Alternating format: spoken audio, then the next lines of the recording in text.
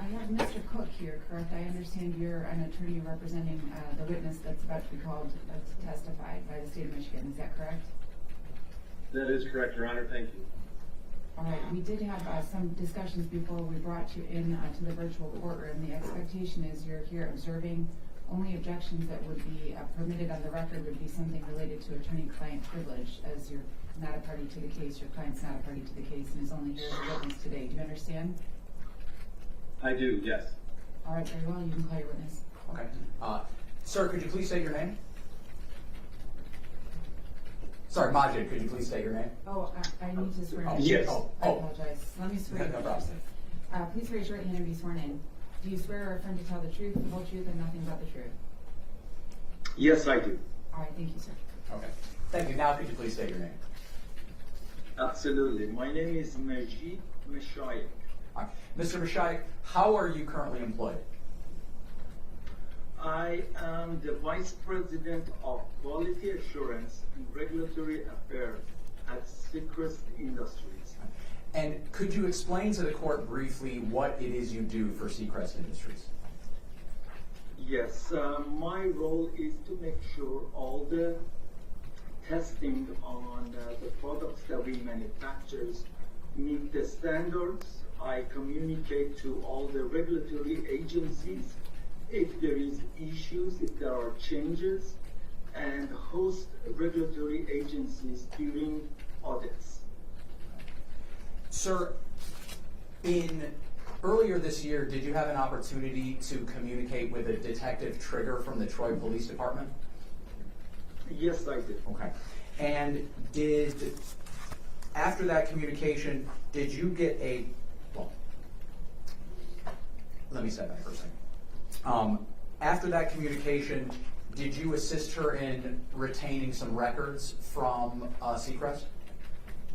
Yes, I did. Okay.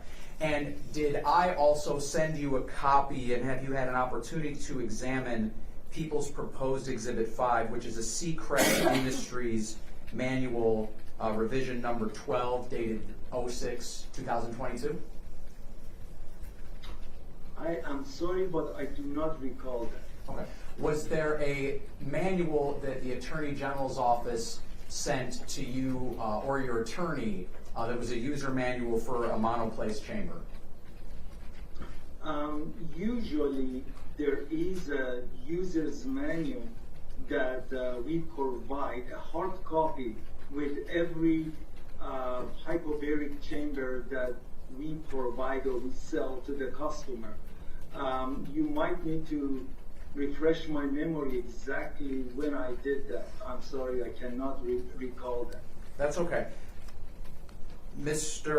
And I'm sorry, could you pronounce your last name for me one more time? I don't want to mispronounce it. Sure, absolutely. Mashayekh, or you can call me Mash for sure. Okay, Mash, thank you. That makes everyone's life easier, I think.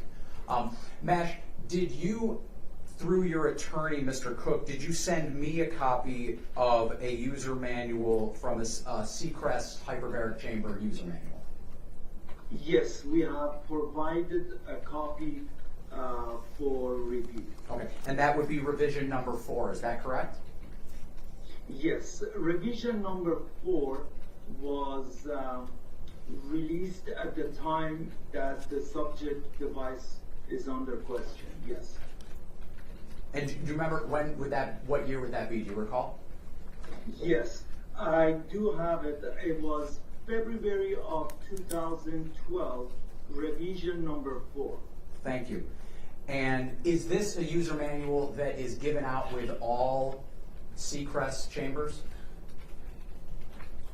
It depends on the year and the manufacturer of the device. Based on, go ahead, I'm sorry. I'm sorry to cut you off. At the time that the chamber was sold, that was the correct revision. And would that have been provided with this particular chamber when it was delivered? Yes. Okay. Yes. We have records indicating that a user manual was provided and was reviewed with the installer and the customer at the time of install. Okay. Your Honor, then at this time, I would move for the admission of People's Proposed 14, which is the manual we've just been discussing. Can I see that? Sure. Thanks.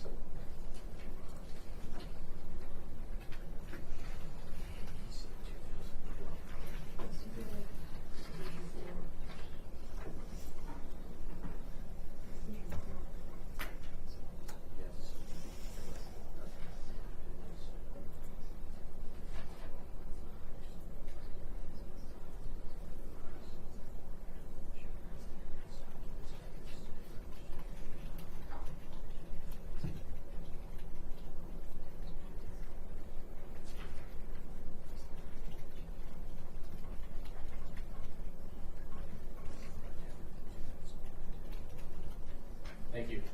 All right, thank you. Any objection? No. No, Your Honor. No objection. Ms. Michael? No objection. Thank you. You said this is People's 14, Judge. 14 will be admitted into evidence at this time. And Mash, you said that, are these manuals, are they updated periodically? Yes, they are. Okay. And was there an update dated June of 2022? Yes, we have. Just one moment, please, Judge.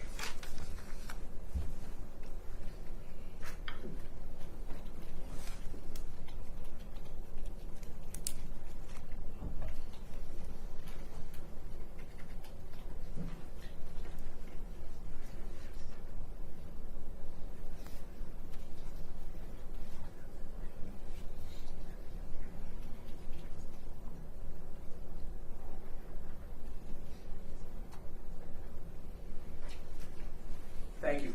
Mesh, what kind of updates are provided as the manuals are revised? Yes, very minor updates because we are regulated under FDA, which stands for Food and Drug Administration. So the changes are very minor, maybe clarification. As we get feedback from our customers, they like to see something easier to read for our customer. Those are really minor changes.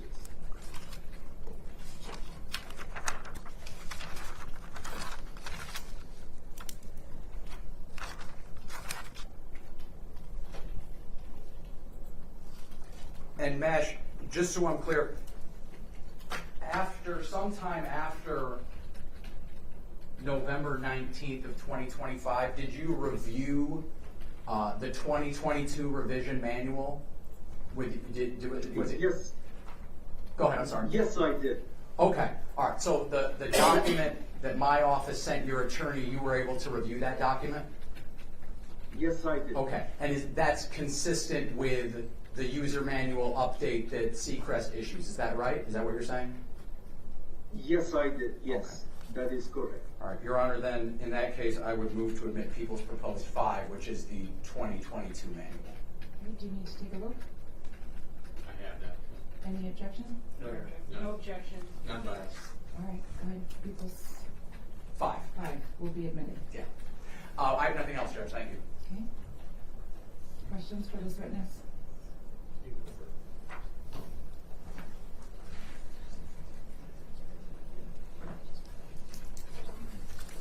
Mr. Mashayekh, can you hear me okay? Yes, I can. All right. How long have you served as the Vice President of Quality Assurance for Sechrist?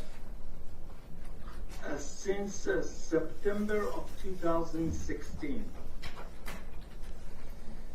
Did you receive a memo earlier this year from Detroit Police Department requesting written materials from your company? Yes, I did. And did you respond to that? Yes, I did. Were any documents that were called for by that memo withheld by Sechrist? Not at all. Does Sechrist also provide maintenance for its chambers that it sells? Yes. And is the maintenance performed by Sechrist employees or independent contractors? For United States, most of the chambers that are sold are field service engineers, technicians provide the service. All right, so Sechrist employees do the maintenance? Correct, yes. How many persons are there that provide the maintenance services? How many employees? Roughly we have 13 field service engineers plus a supervisor or a director of technical services.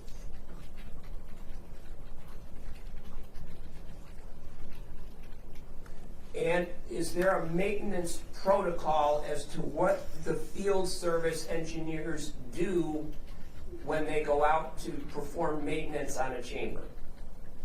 Yes, we do have a specific protocols. They go through specific steps and they record the result.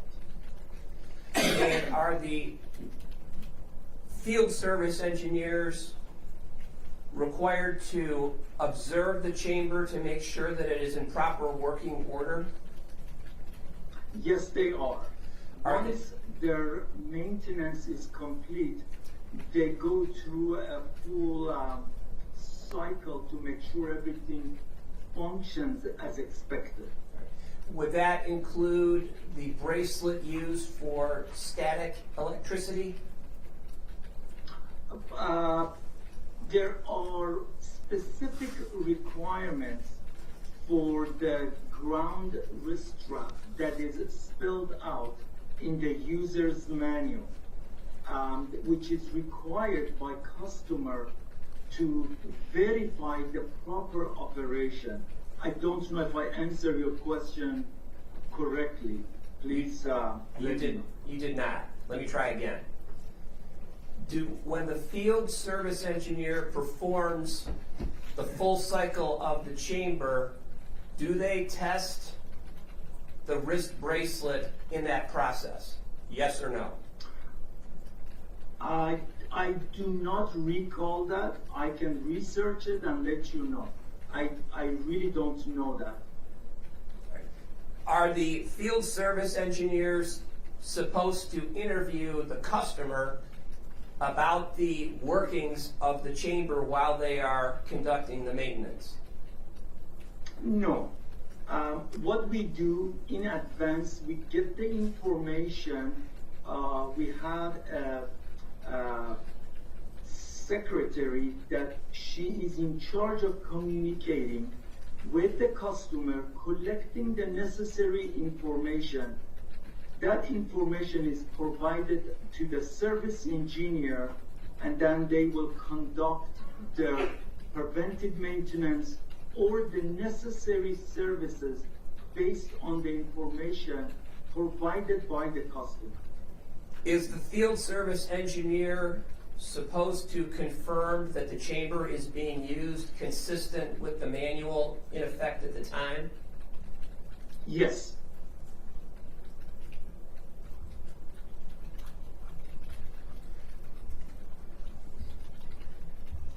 If the field service engineer observes something with respect to the chamber that is not in compliance with the manual, is the field service engineer supposed to notify you or someone at Sechrist about that observation?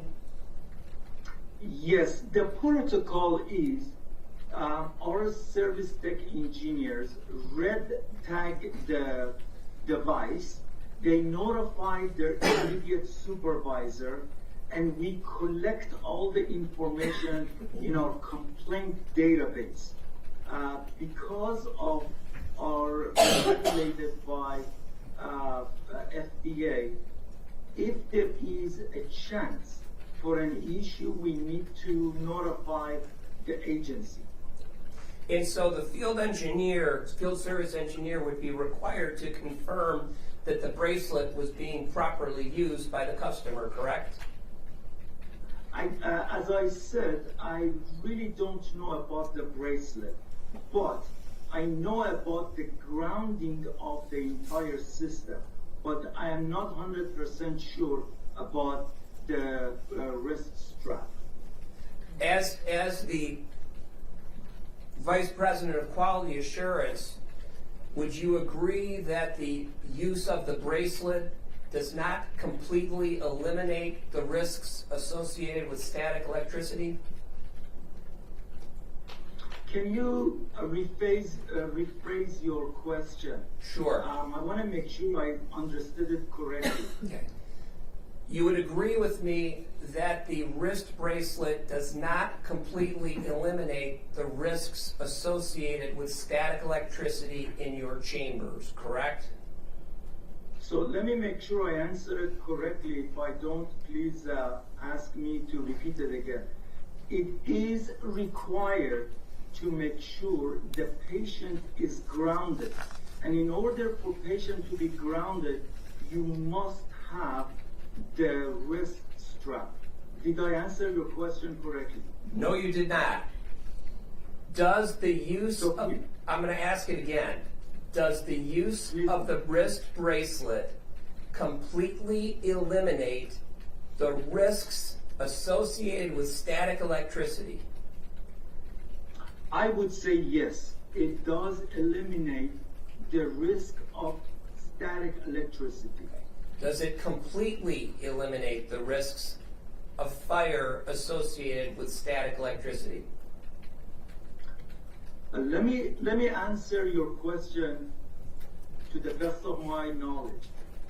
The chamber has 100% oxygen, and 100% oxygen can be dangerous if there is a spark, which can come from a static electricity. That's why grounding is required. And does the bracelet completely eliminate static electricity inside the chamber? Yes. You sure about that? Objection, Your Honor. He's asked that question twice now, and it's been answered the same way. I'll move on. Thank you. Have there been other fires inside Sechrist chambers? To the best of my knowledge, we've been around and we're producing this device for many, many years. Yes, there has been another issue in Japan. I want to say 15 plus years ago, I'm not 100% sure. They took a hand warmer inside the chamber, which caused a fire. That was the first incident many, many years ago in Japan. Any other? Since then, none with our chamber. Has Sechrist done any testing with respect to the wrist bracelet's ability to reduce static electricity? Well, please do remember, these devices are manufactured based on standards, and the standards are required to wear a grounding wrist strap. Great. Have you performed any testing on the wrist bracelet? Yes, we do test them here. We do have a process to inform customer if the grounding wrist strap is in a working condition. It is spelled out in our user's manual.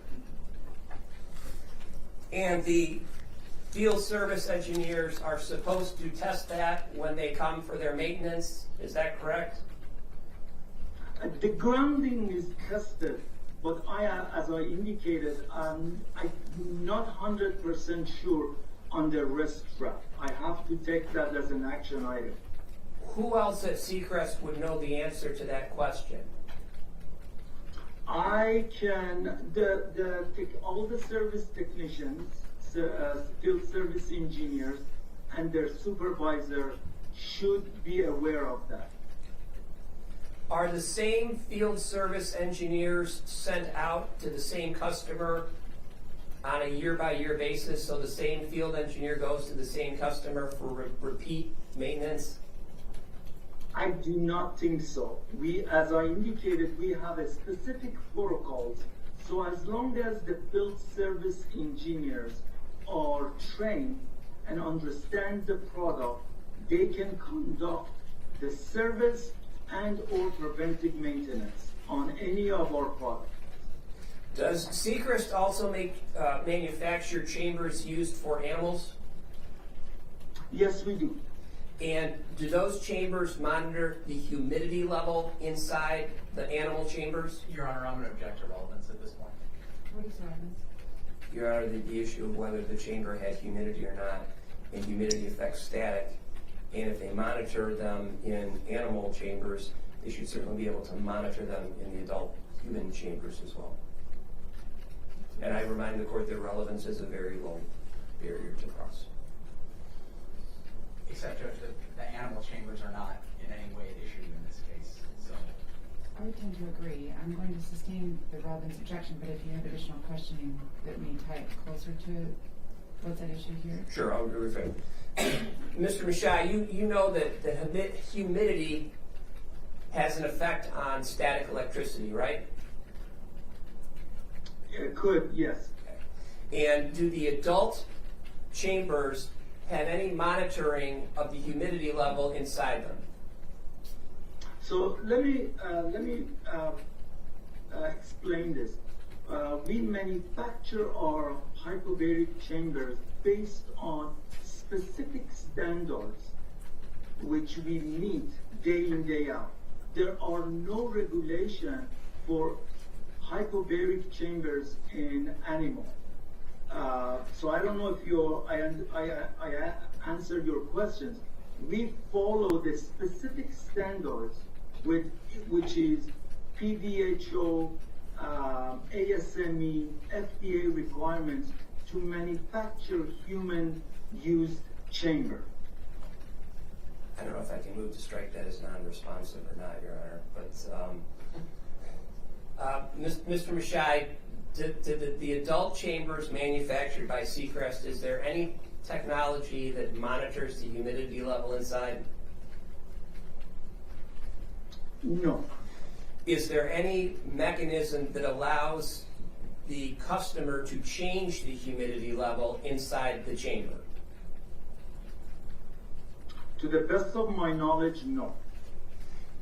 Is the animal chamber different with respect to the technology of monitoring humidity levels? objection, relevance, Your Honor. I think it's relevant here because they don't, as an offer of proof, I believe that they do monitor humidity in the animal chambers, and they make a conscious decision not to do so in the adult chambers. And humidity affects static electricity, and the ability for static to actually discharge. And so, obviously, a conscious choice has been made by the company. I think, I don't have the answer yet. I'm going to have to ask another 20 questions to get it, if the court allows me. But the fact that they've made a conscious decision not to do that in the adult while doing it for the animal, I think is probative of the risk-taking that Sechrist makes here in terms of the static electricity, which is alleged to be the cause of the fire. Except that the risk-taking by Sechrist is not an issue in this case. The risk-taking by the defendant is. So, however, the risk-taking, well, I guess let me repeat it. What Sechrist is manufacturing has been laid out, Judge. Their risk is not a question. Absolutely it is, Judge, especially if they're culpable. He has a right, he has a Fifth Amendment right. So. Wait. I don't know that you can weigh in on an objection that's been made to the testimony that is attempting to be elicited from Mr. Gleason. Obviously, you can ask additional questions, but I'm still not certain about the relevance here. I don't know, and I think it's quite a leap that you're making an assumption that they've made a conscious choice. His testimony has been very clear that they manufacture their chambers in accordance with the industry standards. Is there an industry standard that says they must have a device contained within the chamber that measures and allows them to adjust the humidity? If so, that would be an appropriate question. Your Honor, my offer of proof was made without being able to ask the witness the questions. And so I think under Rule of Evidence 104 and 105, I should at least be allowed to ask the question. You could strike them as not relevant, but I think to the extent that Mr. Mashayekh testifies that yes, we monitor the humidity level in these chambers because humidity affects the static danger, and we don't do it in adults, right? That shows implicitly on Sechrist's part the knowledge that they are monitoring humidity for a particular reason in one spot, but not for another. And when we're talking about intervening causes or multiple causes of this, obviously his testimony is in direct contravention with Mr. Berman, who said that the risk traps do not eliminate the risk of static. But I think I'm entitled to ask the questions, at least to evaluate the decision-making on their part not to monitor humidity, which has a known effect on static electricity. I just am not entirely certain of the relevance to this case. So I'm also not entirely certain that this witness is going to be able to answer the questions that you are seeking answers on. So I think you would need to even lay more of a foundation about how involved this person is in making determinations about what went in the manual or not in the manual. I just sort of feel like it's going along a little bit of a path that seems like a fish. I don't know what it matters, and I don't know that he's given us any testimony that would seem to indicate that he can answer that question. Okay. Let me phrase the question another way here and see if I can get there. Mr. Mashayekh, you would agree that humidity can be added to your adult chamber, such as the one at issue here? I don't know why we need to do that, since these devices, as I indicated, are designed and manufactured to the standards. So to be honest with you, and it's been used for almost 40, 50 years around the world for many, many millions of hours. I don't know why we need to monitor humidity. I really don't understand where you're going with this. I'm sorry. You'd agree with me that as humidity decreases, the dangers of static electricity increase, correct? Well, I cannot technically answer your question. I would say yes, but I don't know the reason behind it. So my original question before we went down that answer was whether Sechrist allows for the use or ability to inject humidity into its chambers. Does it or does it not? Not for the human chambers, no. Other chambers it does?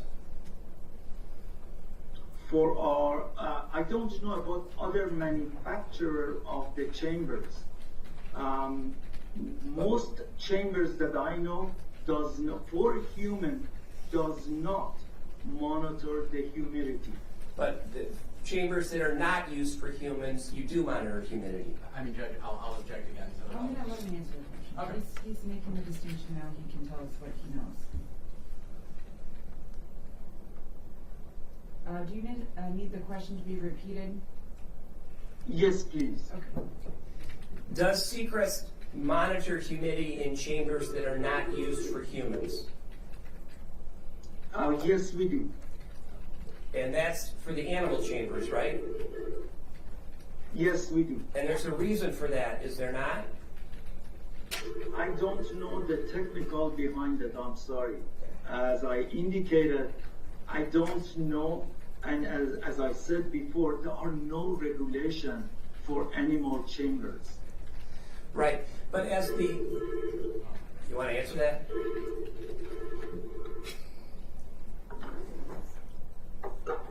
I'm sorry, no, I just disconnected. I do apologize.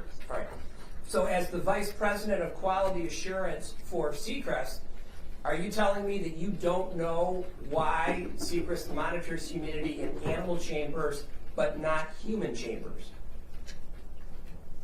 Correct. I do not know the technical reason behind it. I am not a designer.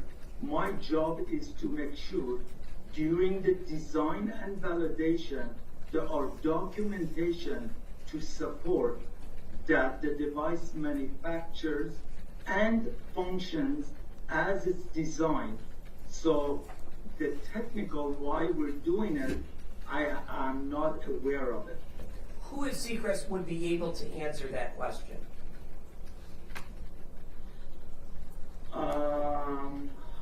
I will find you the right person. I would say the head of our engineering department can answer your question. Who's that?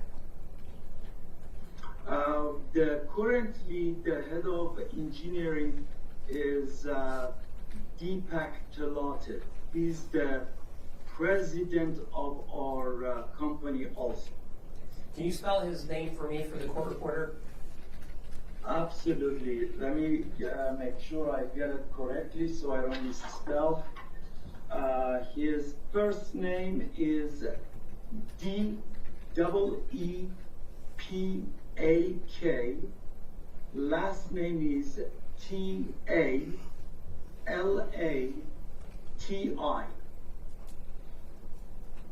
Thank you. My pleasure. Did Sechrist investigate the fire in Japan in the chamber, to your knowledge? Judge, I'm sorry, I'm going to have to object to relevance about a fire that took place, it sounds like 15 years ago.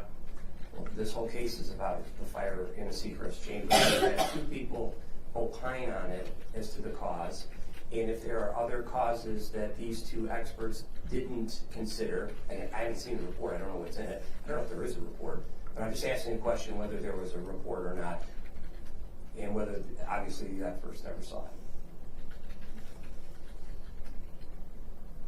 Again, I'm still not sure of the relevance, Judge. I'm not entirely sure what the relevance would be on that point either, so I'm going to sustain the objection. Perhaps another attorney can make it more eloquently than I. Mr. Mashayekh, Sechrist is required to report certain events to the FDA. Is that true? Correct. And that's FDA regulations because you're a regulated entity. You have to report when you receive complaints. Is that true? Correct, yes. And who's in charge of that reporting? The department reports to me. So I do review all the incidents that are reported to any regulatory agencies, including FDA. And is there someone else who does the actual reporting to FDA other than you? Yes, I have 3 people in our regulatory department that they collect the information before it's submitted to FDA. Does Sechrist retain the ability to tell a customer to stop using its chamber? Yes. And so for any of the customers who purchased a chamber from Sechrist, Sechrist has the ability to come in and tell the customer stop using it. Is that fair? That is fair. We do recommend, but they don't have to. I know that in some cases they do not accept our notification. Sechrist never told the Oxford Center to cease using any of its chambers, correct? That is incorrect. When did Sechrist tell Oxford to stop using it? Give me a second. I want to make sure I am. On November 12, 2024, Sechrist informed Dr. Tamela Peterson that the chamber serial number 33H00377 had more than number of cycles or hours, and we will not be able to service it again. And what was the basis of Sechrist's count of the number of cycles? There are specific requirements for how many hours or how many cycles the unit can be used we consider it lifetime of the device before the device requires a major overhaul. Okay. How does Sechrist keep track of the number of cycles? There is a cycle counter, and we provide a logbook to every customer that they record when they start, when they finish a cycle, with the date and hours. So they have a log which is customer will take care of all the number of use per chamber or number of hours used for each chamber. Does the field service engineer make note of the cycle count when they come for maintenance? Yes, they do. Okay. And is that the number that Sechrist uses when it sends out the type of emails you said just previously a few minutes ago? Yes, we do. And that is based on the visual observation of the field service engineer. Is that correct? Correct. Okay.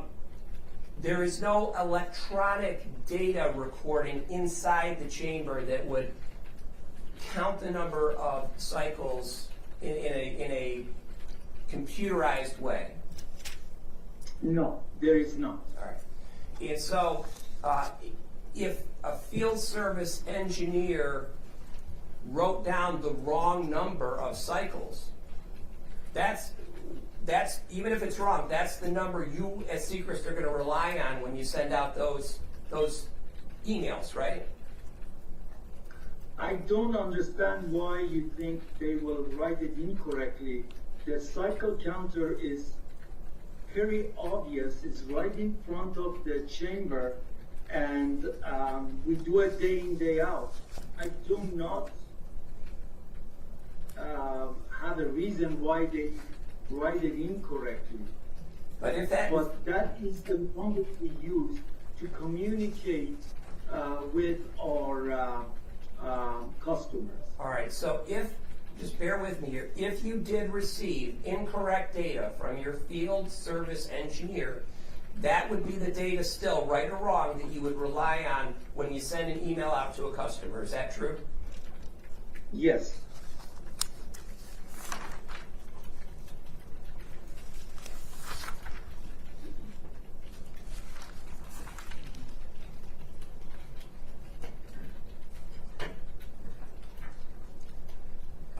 Thank you, Mr. Mashayekh. There's some other attorneys who have questions for you. Thank you, Your Honor. Absolutely. My pleasure.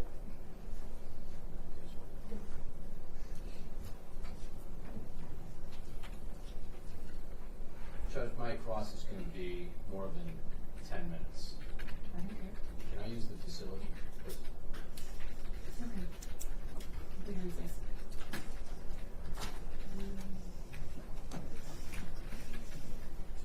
We're going to take a brief recess. I'm actually going to place you both back in the waiting room, and then I'll bring you back here. Obviously, we will continue in just a few moments.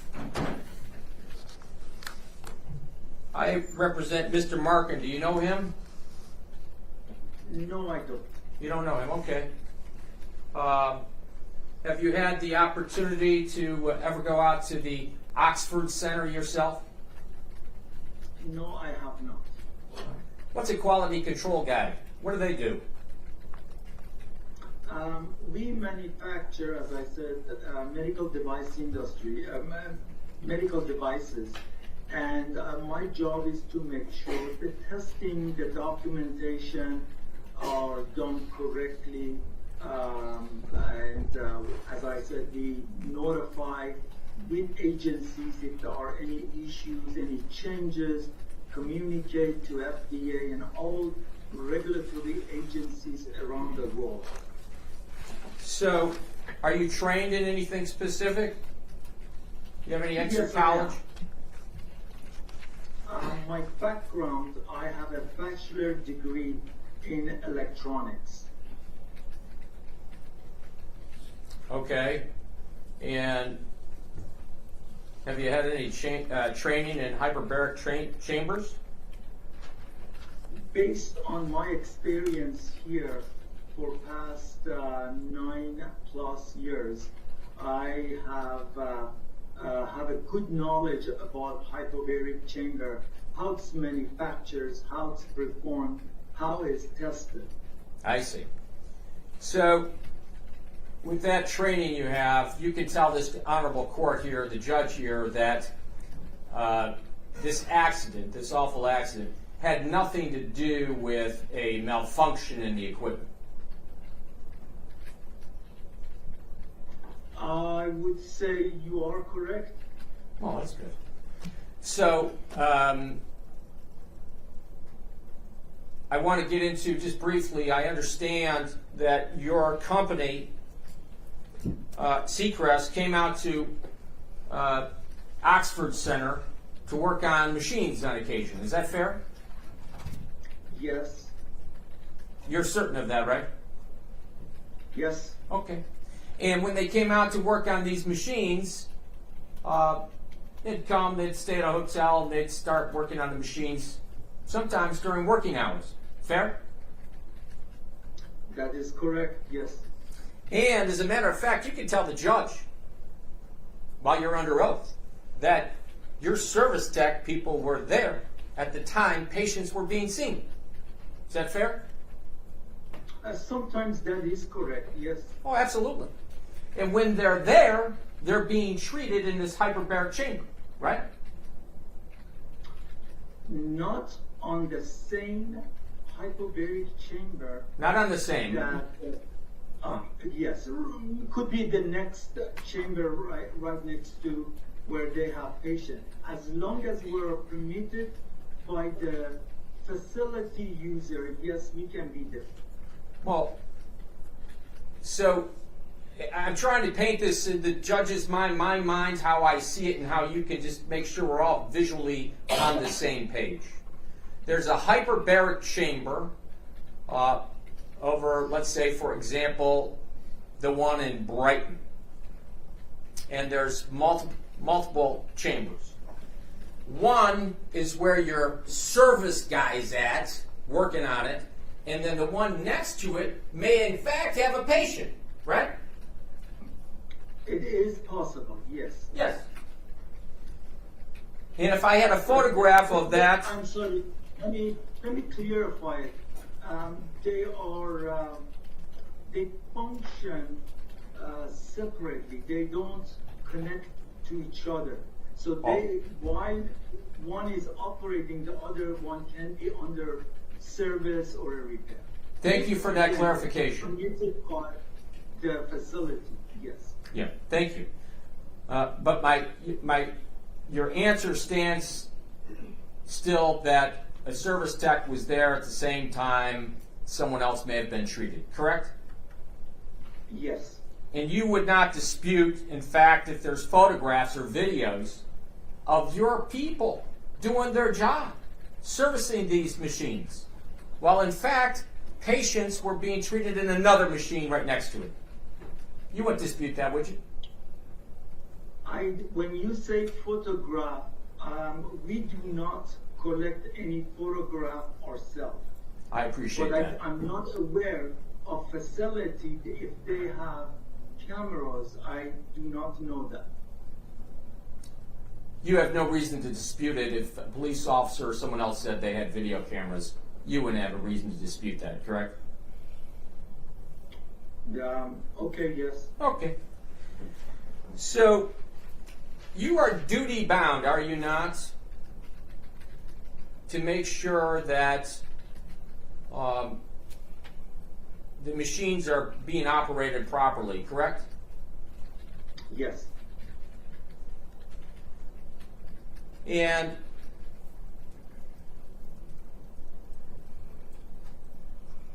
well, let me, since this is dived into recent questioning, I just want to make sure of something. The cycle count has no relevance in this case. Is that fair? Judge, I'm going to object. I don't think he's in a position to answer that question. He's not an expert in anything at this point. He hasn't qualified as an expert. Nor has he been asked to make any conclusions about this fire. Well, Well, I didn't know the word relevant was so highly technical. I think relevant is used in the plain English language, and I was asking him, since there's nothing to do with this case, it deals with a malfunction of a product, the cycle count, since it was brought up earlier, really doesn't have any bearing, relevance to this case. So that's what I was asking him. That's common sense, and I think he can answer. Since he's the quality control guy with 9 years, not 1, not 2, but 9 years of experience. Okay, well, I appreciate everybody's desire to make sure that they can get the testimony elicited that they would like, but I don't know that I can find it's not relevant, because I've already heard this witness testify that their company sent a letter to Ms. Peterson on November 2024 indicating that they were no longer going to provide service for this machine, because based on the information that they had from the service technician, the machine had exceeded the number of uses or hours that would be permitted for it to be used, so they were no longer going to service it. So, But you had 2 experts, and now this guy. I'm only listening to this person's testimony. It's relevant because he provided some testimony about the letter that he sent. So you can ask your question. Okay, fine. Excuse me, I would like to make a correction. Okay, Judge, please. I'm sorry, maybe I misspoken. We sent an informed letter to Oxford Center in 2022, in November of 2022, to be exactly. I believe I'm he sorry said if I 2024. spoke the Was year that incorrect? incorrectly. Yeah, that's incorrect, Judge, but I'll correct it. Okay, but I want to be clear. I have recorded that he said the letter was sent November 2024. That is accurate, he did say that. I have it written here. But the letter I'll show, email, was in 2022. Okay, it He sounds like misspoke. he wants to Yeah. correct that anyway, but. Yeah, he did. I just want to, What I'm getting at is the objection to relevance about the machine and the number of uses or hours in terms of him asking a question about it. It seems appropriate. There was some testimony here about a letter that was sent. Judge, I clearly had a moment, I don't know why the word relevance popped out of my mouth. I think the more, objection. I'll withdraw the relevance objection. Okay. I think the actual, I don't know how that came out of my mouth. I think the actual objection, Judge, is Mr. Flood is asking this witness, who is not an expert of any kind, as he's been qualified by the court, to make a determination as to the cause of this fire. Make that determination. He's even said he's not the technical person, so he's not in a position to testify what caused this fire. I asked him the simple question, Judge. He has a duty. He said he had a duty. I know that they don't want to hear that he had a duty, but he had a duty to report certain things, especially to the FDA, and the misoperation or misuse of this machine. I simply asked him, was there anything mechanical? Remember that question I asked? Yes. He said no mechanical problems. Right. So then I asked him the next question. If there's nothing mechanical about it, then the cycle count really, because that's mechanics. That didn't have anything to do with this under what he just answered earlier. And he was going to say, yes, that's right. But he got up and objected. Why? I don't know. Now he wants to say he's not an expert? He didn't object before. Now he withdrew his objection, and I think I should be allowed to ask that question. If he has any information based on his position and can answer the question, then he'll answer the question. I don't think that at this point I'm considering the response to the question to be in any way an indication of what the cause of the fire was. So Fair enough. I'm going to let him ask the question and he'll answer it if he knows. If you know, and I'll get into this cycle business in a second, but if you know, you can tell this court the cycle count had nothing to do with the accident here, correct? I would say you are correct, but let me finish my what I know. It is the requirements that based on a cycle counter, we must conduct some specific service on the chamber. That's why that cycle counter is there. Thank you. All right, so I want to go back in time since we got into this accounting or this cycle count issue. Do do you have with you the Sechrist Industries Certificate of Installation packet that you turned over to the prosecution? Do you have that with you? Yes, I do. Okay. And this machine, this apparatus, was put into place, I believe it was in 2013. Is that right? Yes, June of 2013. And I have with me the June of 2013. How many cycles are on it when it's installed, if you know? I wasn't specifically here at that time, but usually it's about 4 or 5 cycles, because we do 2 to 4 cycles of testing in-house, and when they install, they usually do maybe 1 to 2 more cycles to make sure the chamber functions correctly. So I would say somewhere between 2 to 5 cycles. Okay. Now it goes to you, Sechrist, comes out and looks at serial number 33H00377. This is dated July 22nd, 2014. For the record, that's the hyperbaric chamber that's in question here that's part of this accident, correct? Can you please repeat your question one more time? Yeah, I'm just going to give you the serial number. You gave it to us earlier. I Yes. just want to make sure I'm on the right page with you. Sechrist has a doc and its serial number that they worked on, 33H00377, dated 7/22/2014. You see that? Give me a second. All right.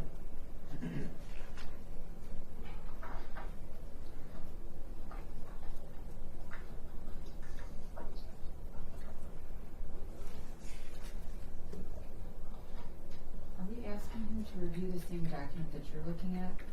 I think at this point we would be refreshing recollection if he was in the courtroom. I'm not really sure what's happening now. I can't give it to him. Right, but can I just confirm when he's looking for something? Oh, yeah. That that's what he's doing. Right. Just for the record. Sorry, I apologize. That's right.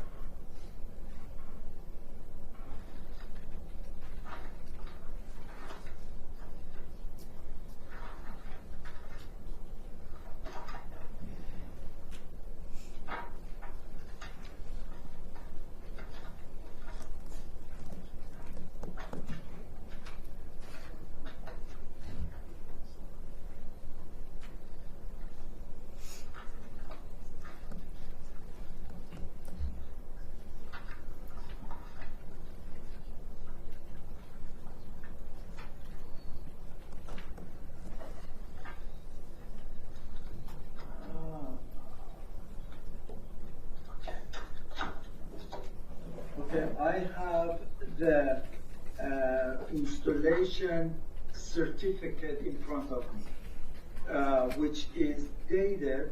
I think. Do you have the same thing? I want to make sure that we have the same document. Yes. Which is dated June of 2013. Yes, it's specifically June 5th of 2013. That's your certificate you gave to the prosecutor in this case. Yes. Okay. And now I went to your, that was in 2013. You have a Sechrist comes out for maintenance, July 22nd, 2014. It has a cycle count on it. The cycle count for this machine was 2,235. Do you see that?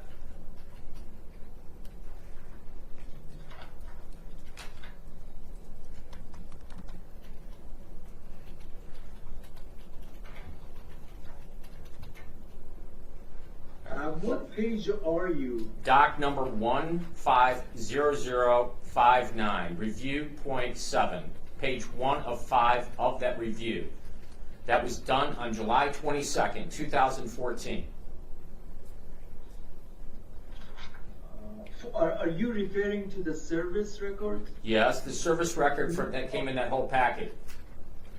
Okay, hold. Let me go back because I thought you were looking at the Is there any way I can installation. post this for him to see? Yes. We Might have be it easier. electronically, or we could click on Zoom and share the screen. These are not documents that have been admitted as evidence at this time. Not yet, but that's what I was gonna do when this testimony's over. We got a certification, so. I thought you were going to do it earlier. Do you want me to pull it up? Just do it now. Yeah, you just pull it up. So, are we not objecting to these documents being admitted as I just, evidence? all I want is the service documents. Yes. You got those? Yeah, Judge, we've got people's, let me find my list. What would be people's proposed 10, Judge, which is the main records that I referenced with this witness earlier. They are accompanied by a certification of business records. Obviously, all of this has been turned over to defense counsel, including the certification and written notice of our intent to admit them. So we can admit those now, and I can help Mr. Flood out and hold them up. Well, you're still Okay. So That's fine. I don't have an objection to that, Judge. I'm just trying to help out the witness here because Okay, so People's 10, what about the other attorneys? Any objection? No objection. No objection. No. All right, so People's 10 will be admitted, and if you have a digital copy and you would like to join us here on Zoom. awesome. Mash, I'm going to have the prosecutor bring up the digital copy. It might make it easier for us. Yes, because the earliest copy that I have in front of me goes back to 2018. I don't have the other copies in front of me. Well, sir, you just got done saying you had an installation copy of 2013. Yes, I do. Okay. But you mentioned you have service records. Field service procedures models of the hyperbaric chamber, and I have a doc number. Are you saying that your corporation that gave this over to the government doesn't have a copy of that? I do. We do have a copy, not in front of me, as I indicated. We have copies goes back to 20 years, but I don't have anything in front of me. All right, we're going to bring this up for you. If you can email it to me, I can at least see it. I can't do that. You emailed it to us.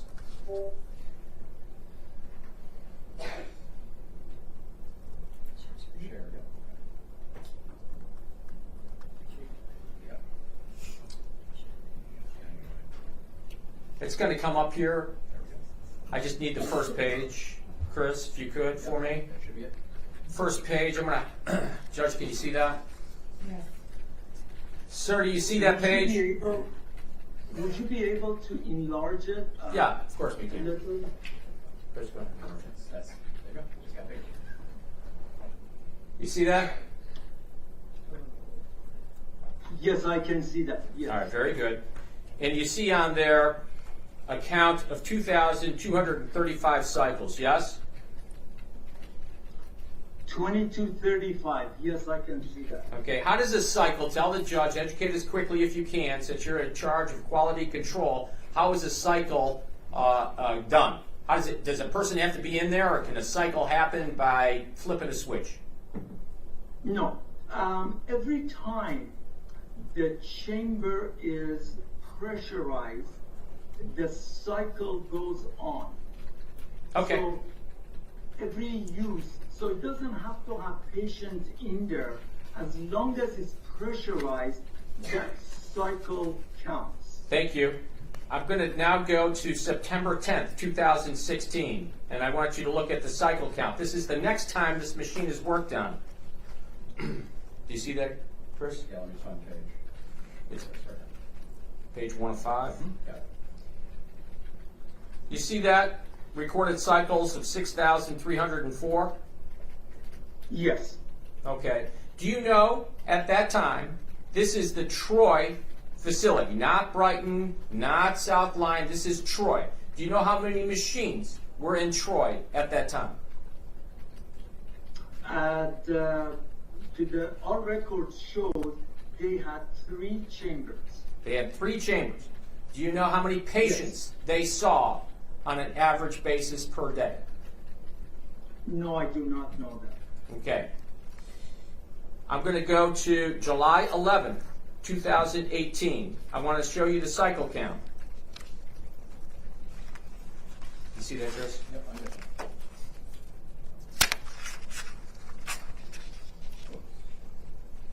Sorry, got a lot of paper. Look, July 11th. July 11th. Got it.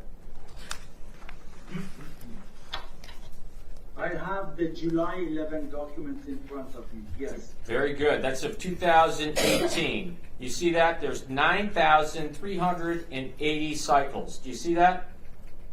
Yes, I do. Okay. And you were you working for Sechrist at that time? July 18, yes, I was here. Okay. And I want to go to March 15th, 2021, while you were working. Do you see the cycle count on that?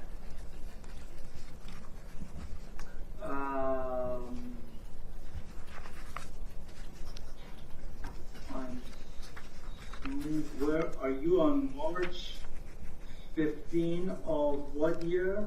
It would be 2021. Give me a second. You I got got it, it. Chris? March 15, we had 13,602 cycles. Very good. So, nothing out of the ordinary there as far as cycle goes and patients being seen, correct? Yes. Nothing you want to tell the judge or alert to the judge that this seems extraordinary, correct? No, I don't see anything incorrect. Okay, very good.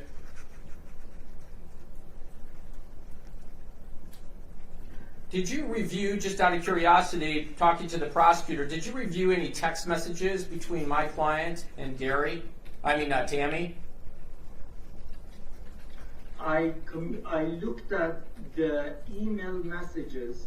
No, I was talking about text messages. Text messages. Yeah, off your phone, you know what I'm I saying? did not recall. All right. Okay, I'm going to go to April 26, 2022. I'm going to show you that cycles are 15,847. Chris is going to pull that up for you. That is Right there. that is correct. I have it in front of me. Very good. Now, so that would show if we're all paying attention here, there's about 2,000 or so per year in cycles being used. Would that average? That's a ballpark. Would that be fair? I do not know that, but based on this, yes. Okay. Now, in 2022, you told the court there was this excess amount, but look at April to August. We're only what is that? 4 months? 4 months approximately. It goes up to 19,619 on the cycle count. Do you see that?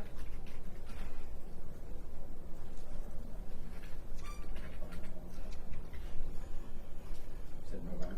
No. Are you It's looking at the April to August. 15,000? Till August 22nd. You're looking at from March of 2021 to No. April of 2022. Is that what you're looking at? April 26th of 2022. We just looked at that. There was 15,847. Yes. All right. Then we go and we just we talked about 2,000 per year. Then all of a sudden, August 22nd of 2022, a cycle count of 19,619. You see that?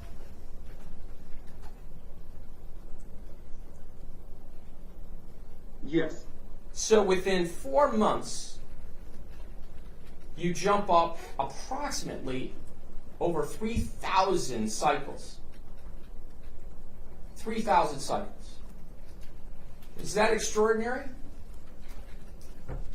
I don't know how many patients on a day they have seen with this chamber. please do remember, average cycle on these are 60 minutes. So I don't know how many patients they have seen during that time. Wow, 60 minutes? Did you say that? Yes, I did say that.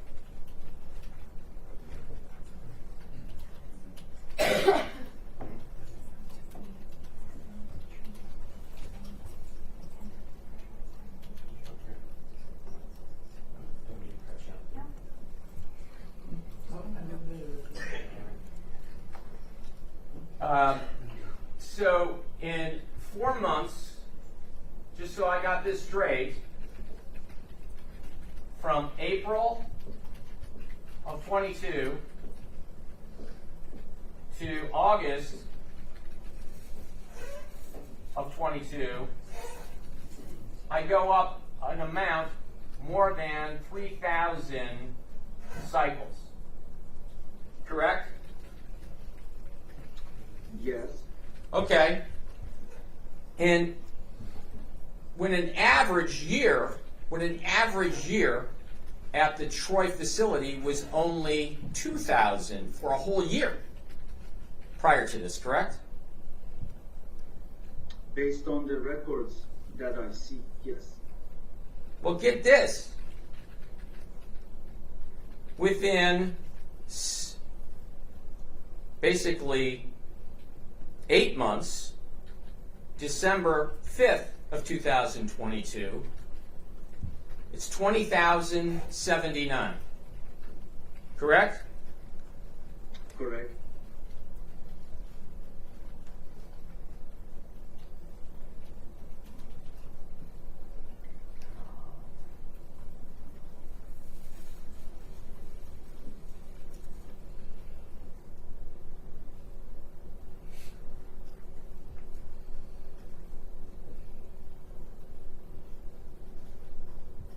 We've gone up in a matter of, 8 months, some 5,000 cycles.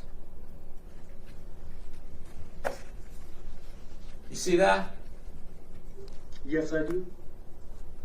Are you good at math? I am pretty good at math. How many patients would one have to see if you were open 5 days, 6 hours a day? How many patients would someone have to see to go up 5,000 cycles with 3 chambers, as you talked about, at the Troy facility? I do not know how many patients they see every day. So- I cannot tell you that. I didn't ask you that. You said you were good at math. How many patients? but you how asked many me patients would exactly have to be before. seen?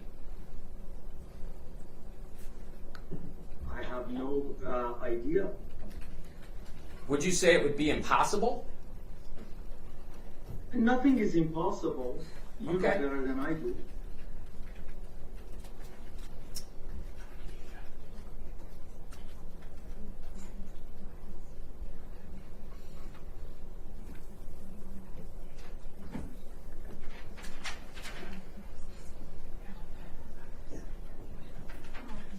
What?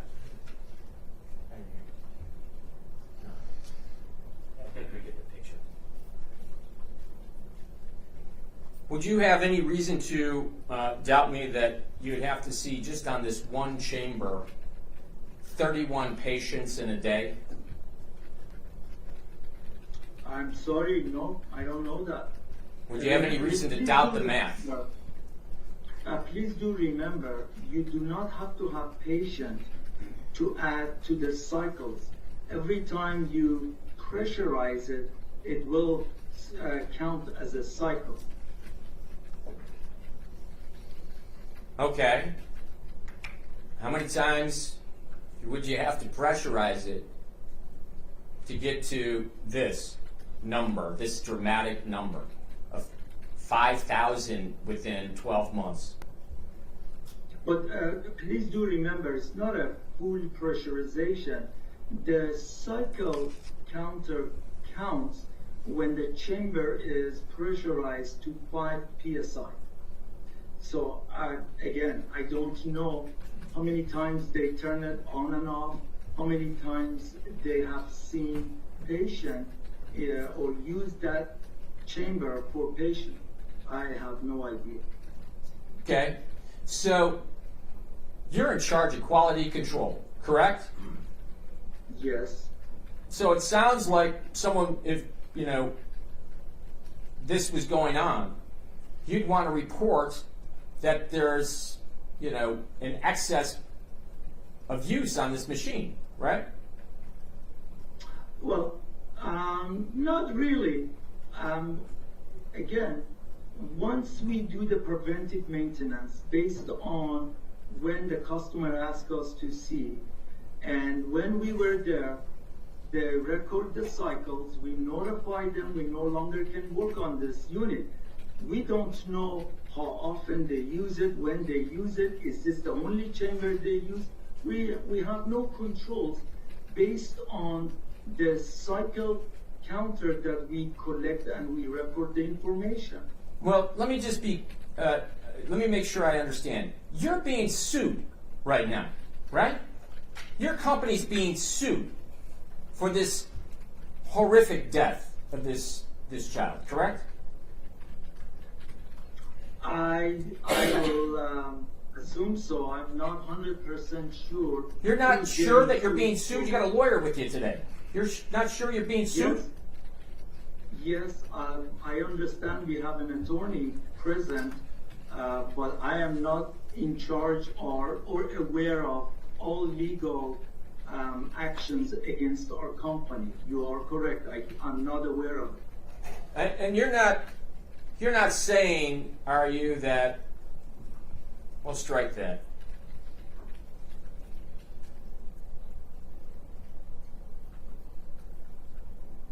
Did you have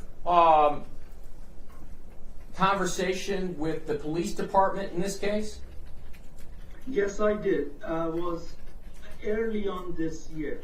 Early on this year. And did you give a written statement? For what, sir? Well, in writing. Did you write out a statement and give it to the police department? I did. Sometimes do you need the exact date? Yeah, I do. Sure.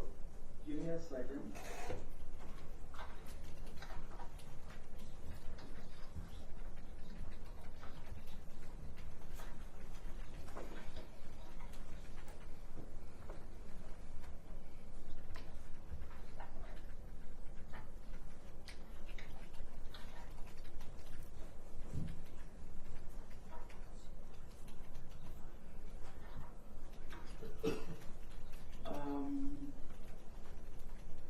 I did notify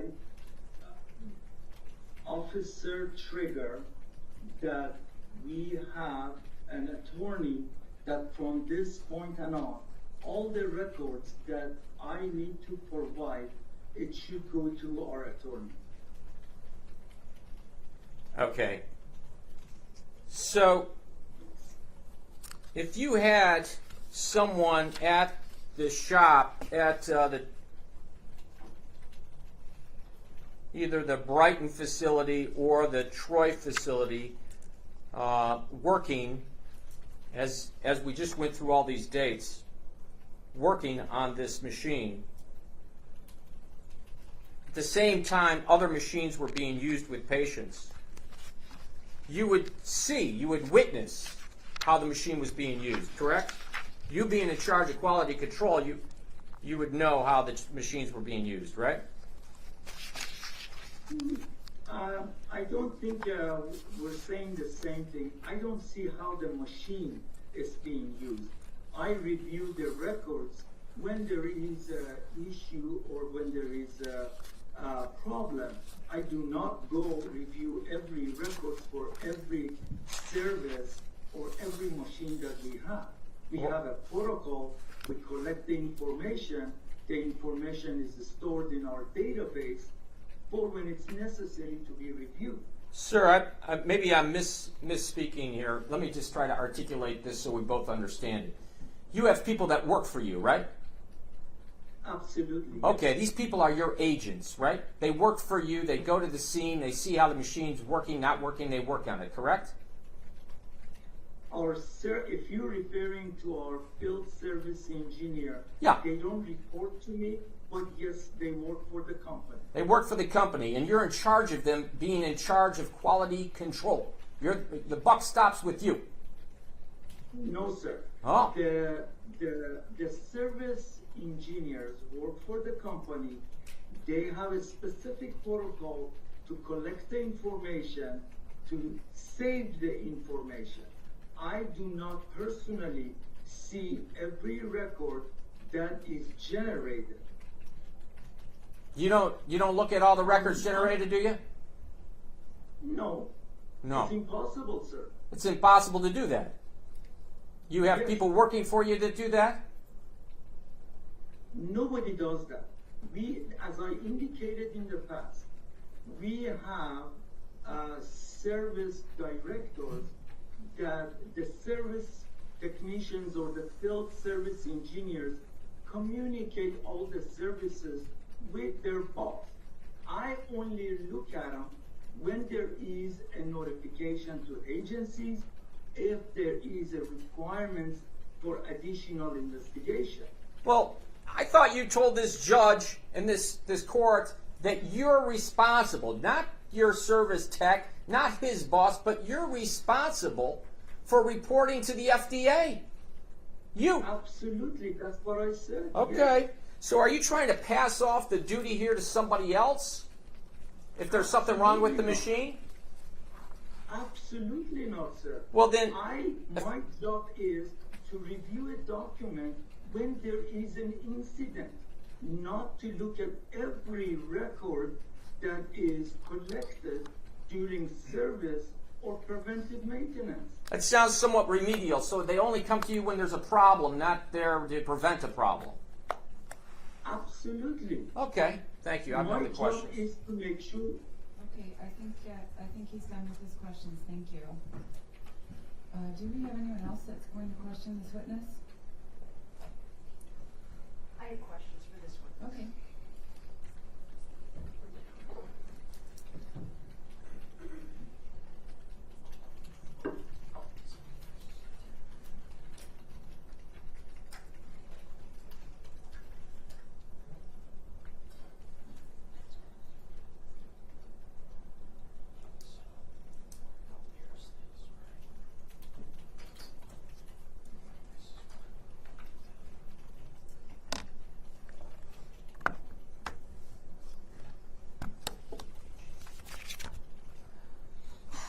Good afternoon.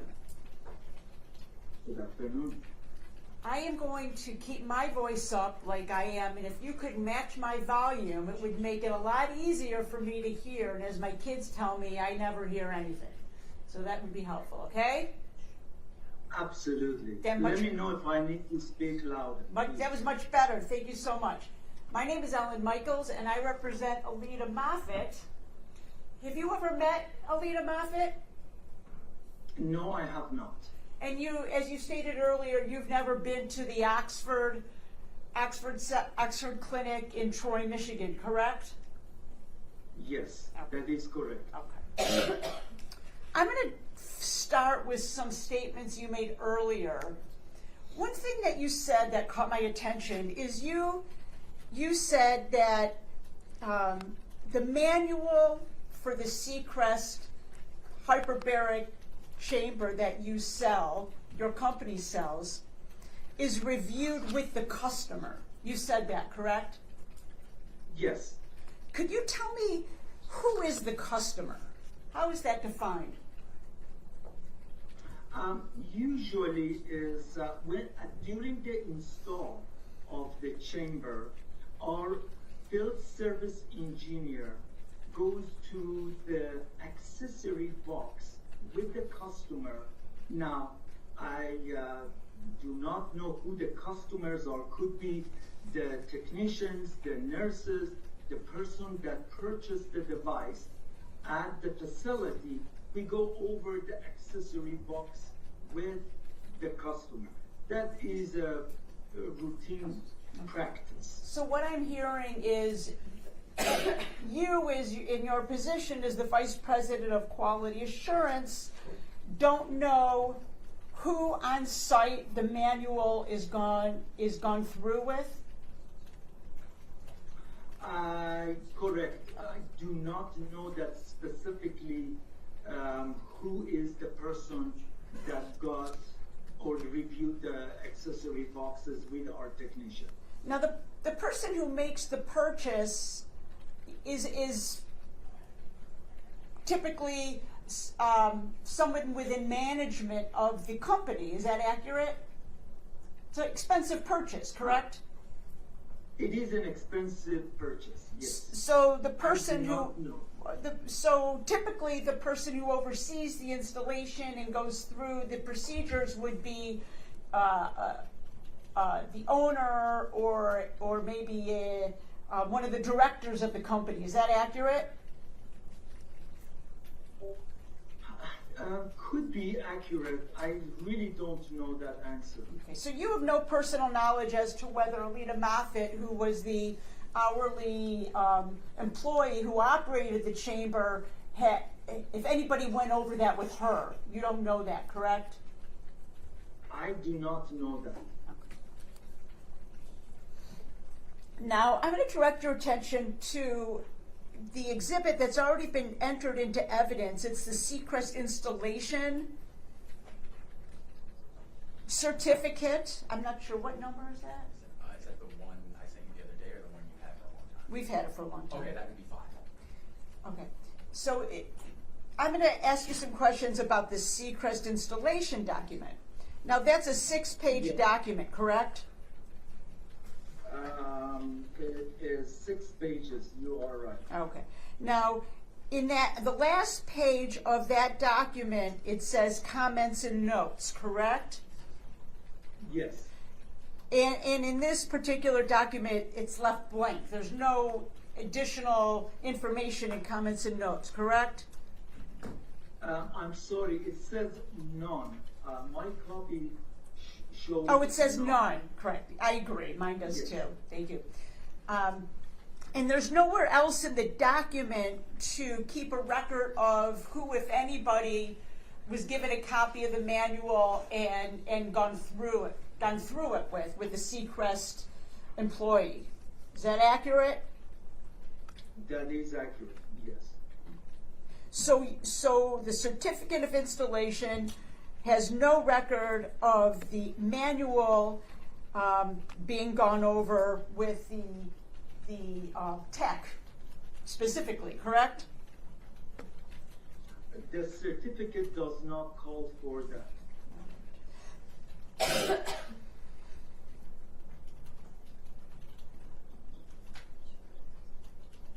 So I'm going to direct your attention to the same document, and it would be under chamber installation. You see that heading? Yes. And then there is a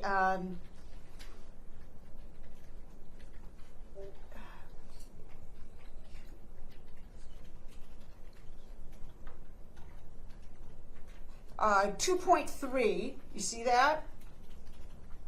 Give me a second, please. Yes, I do see it. It states verified the patient grounding strap. Yes. And then the entry, there's an opportunity to have a recorded reading, and it says 0, Yes. correct? Yes. So does that mean that the patient grounding strap was not tested? Well, we provide a digital multimeter, and our technicians also have a multimeter that they record the result. This is what they saw from the digital display of the multimeter. And do you know what it is that they actually do? Do they hold it up to the strap? What's the process here? I don't know what 0.0 reflects. Yes. There is a page in the user's manual that specifically shows how to test the patient wrist strap and what are the results should be. So my question is, since this document says 00.0, is it fair to say it wasn't tested? No, if it was not tested, they would either write none. So because they're writing something, that's an indication that they record the result from their multimeter. What does 00.0 indicate? It's zero, So nothing. does that give us an indication But of you- whether it's in working condition? Your question was, did they test it or not? I would say because they record something, that's an indication that they test something. I understand that answer. This is my follow-up question. Yes. Because it's 00.0, does that give us any information about whether it's working?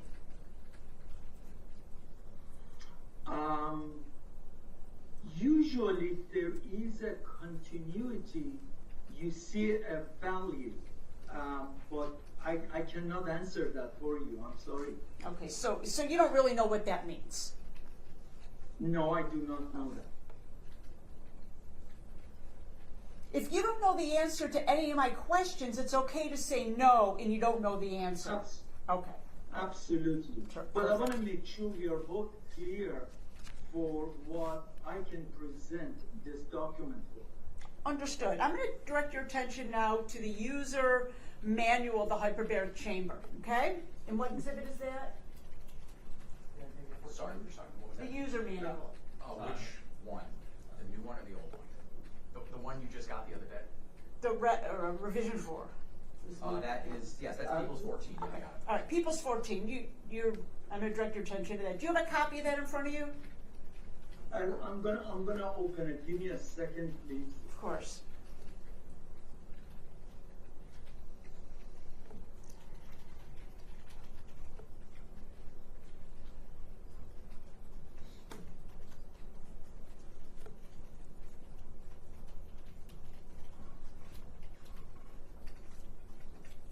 You're referring to revision 4. Correct. Is that correct? Yes.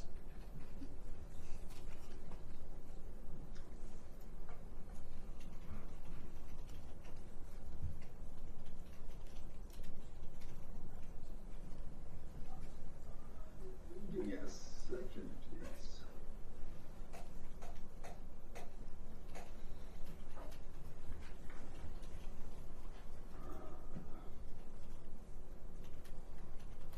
I do not have the revision 4. I have to go to document control to grab a copy. But if you can show it to me, I will try We'll put it on the my screen. best to read it. We'll put it on the screen. Yes. It's in our, it is in our archive.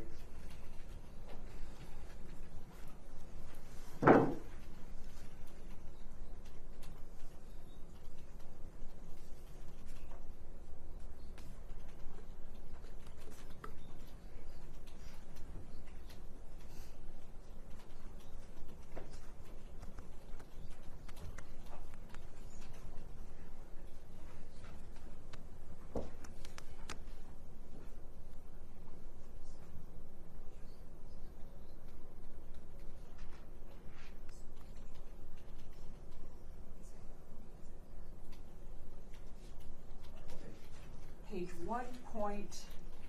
Okay. All right, if you could bring it down just a bit. Okay, perfect. Do you mind if I approach the witness so I can see the screen as well, please? Just over, not approach, just to be over here a little bit. Well, you have to be right by the microphone. That's fine, I'll be right by this microphone. 1.3 Ellen, or 1.1? 1.13. Oh, wait.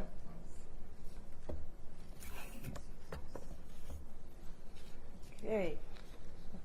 Okay, so can you see the screen in front of you? Really blurry. Is it possible to enlarge it a little? I can see it, but it's blurry. I think let me see. My questions aren't that specific. That's better. Okay, perfect. This is good. If you This could is good. now lower it just a touch to get to the warnings, please. I want to see the warnings. The other way. Perfect. Okay, stop, please. Thank you. So do you see there's 3 boxes and it says warning, right? Yes, And those are circled in red highlighted ink, correct? correct. Okay. And in those boxes, there's text indicating things that have a high level of, necessary of a high level of awareness for the safety of the chamber. Is that accurate? Correct. Okay. Who makes the decision as to what's entered into a warning box? Usually, when we write the user's manual, the US FDA requires specific warning for us to be cleared by them. So these are negotiated and either accepted or rejected by US FDA and other regulatory agencies. They might consider it as, yes, they agree and it is sufficient. Or not. What is USFPA? USFDA stands for Food and Drug Administration. When you say we, It's- when you're talking about Sechrist, who is the we you're talking about? Well, the user's manual, just like any other labels, it is reviewed by a group of us here, which is representative from engineering, manufacturing, quality control, regulatory, marketing. Once is accepted internally, then is considered, it goes to change control for being approved. Are you on that committee? Yes, Okay. I am in that committee Okay. since September of 2016. Okay, so that's 9 years you've been on that committee that just figures out what's going to be in the warning box on your user manual, right? Yes. Okay. Now, if you could, Mr. Prosecutor, just go down just a touch to go to the next two boxes. Great. Okay. So below the warning information in the red boxes, we come to gray boxes with the word caution. You see that? Yes, I do.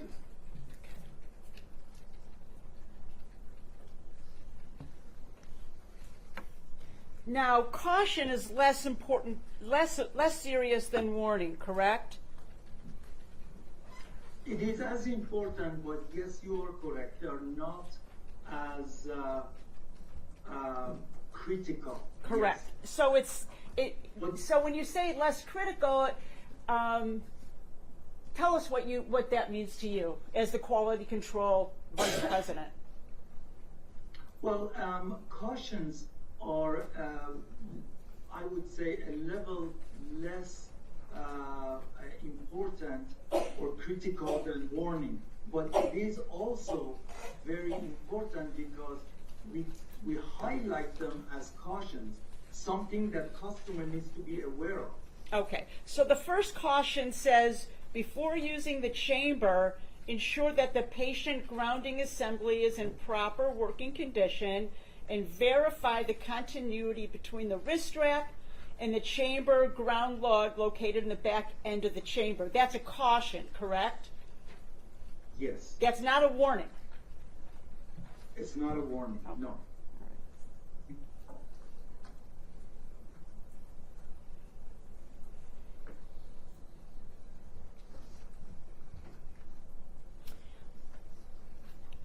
Earlier, Mr. Flood was asking you questions about your field service engineers on site at the Oxford Clinic, correct?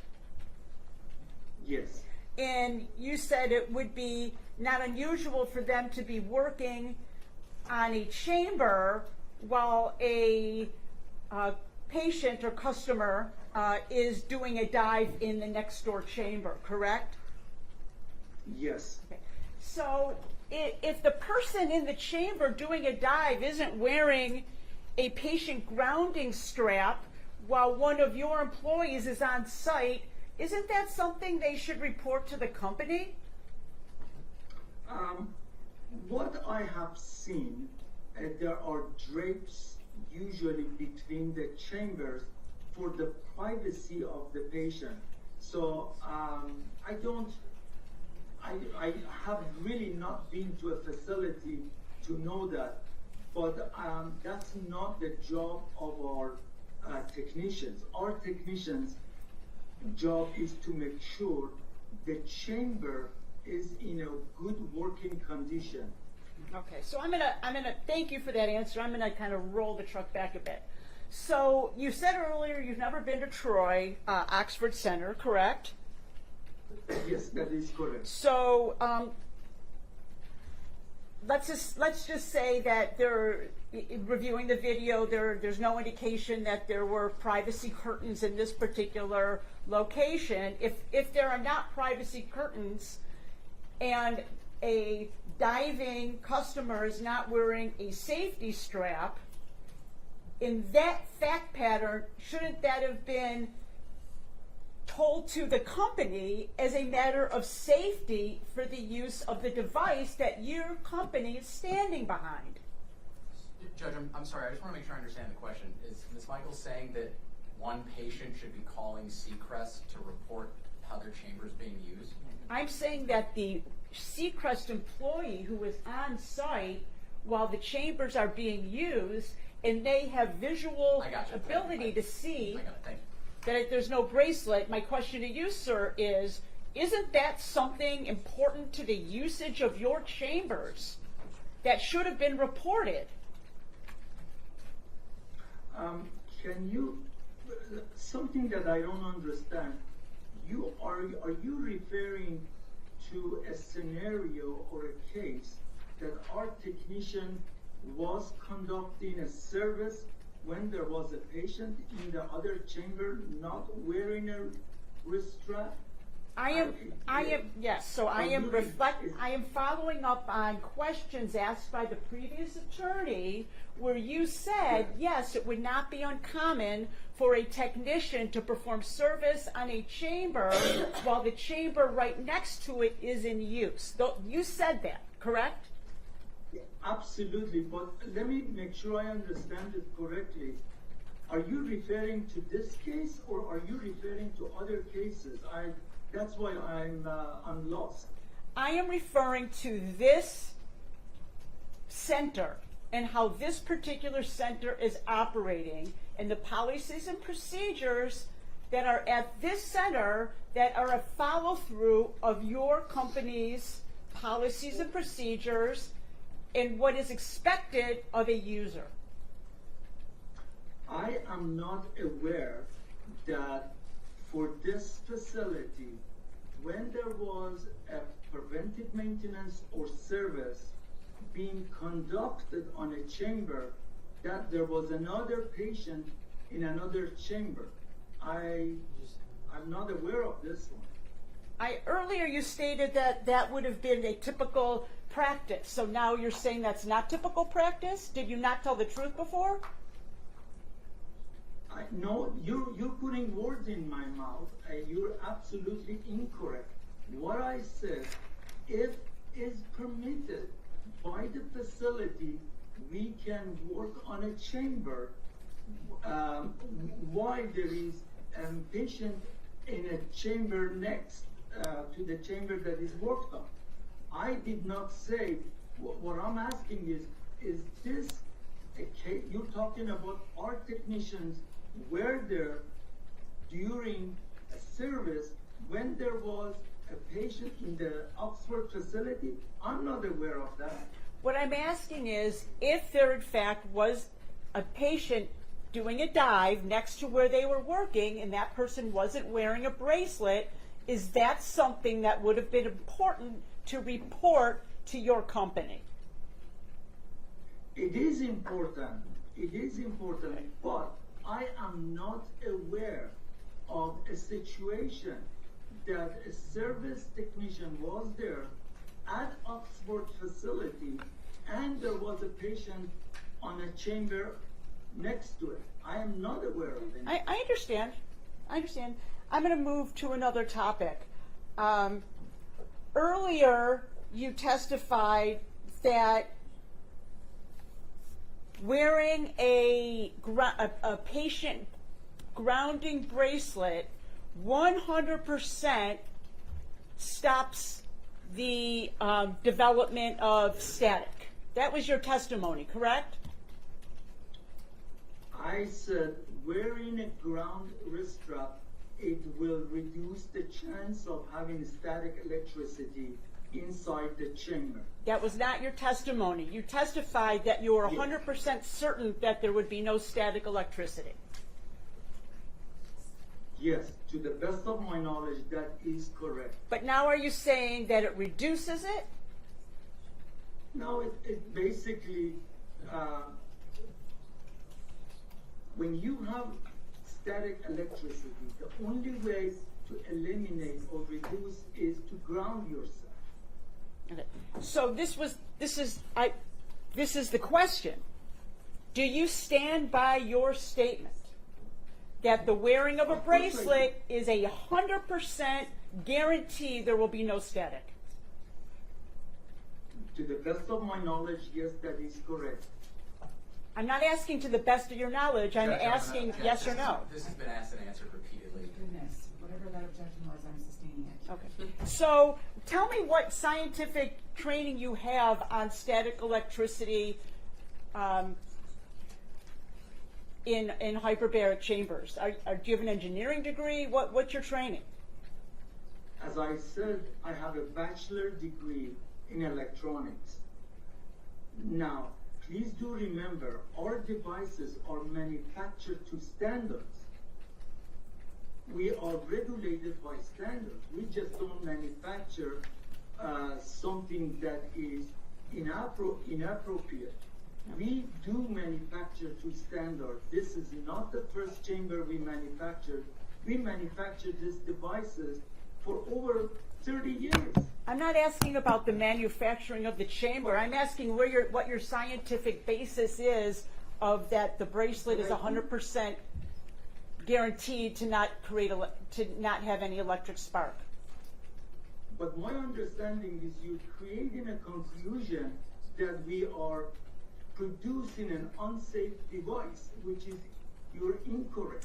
I don't have that conclusion, and that is absolutely not even what my question is. If you could just listen to the question is, what is your scientific training that gives you the knowledge to be able to say that the grounding bracelet is 100% certainty to deflect any electrical spark? When you are, when the chamber is pressurized with 100% oxygen, you are required to be grounded to ensure there is no spark. Okay, so please just answer That the question, is is what is one. your scientific Judge, education and training? Judge, I'm going to object. He's given the answer to the best that he can. He's also indicated what his educational background is, and as we've already discussed, this man is not an expert Yes. in. Okay. I think we already moved on. All right. Line of questioning. If I could have one moment, please. Can you publish People's 10 to the court, please? Yeah, of course. Thank you. Wait, 10, yes. Okay, I do have one more area of inquiry and then I'll be done. Go ahead.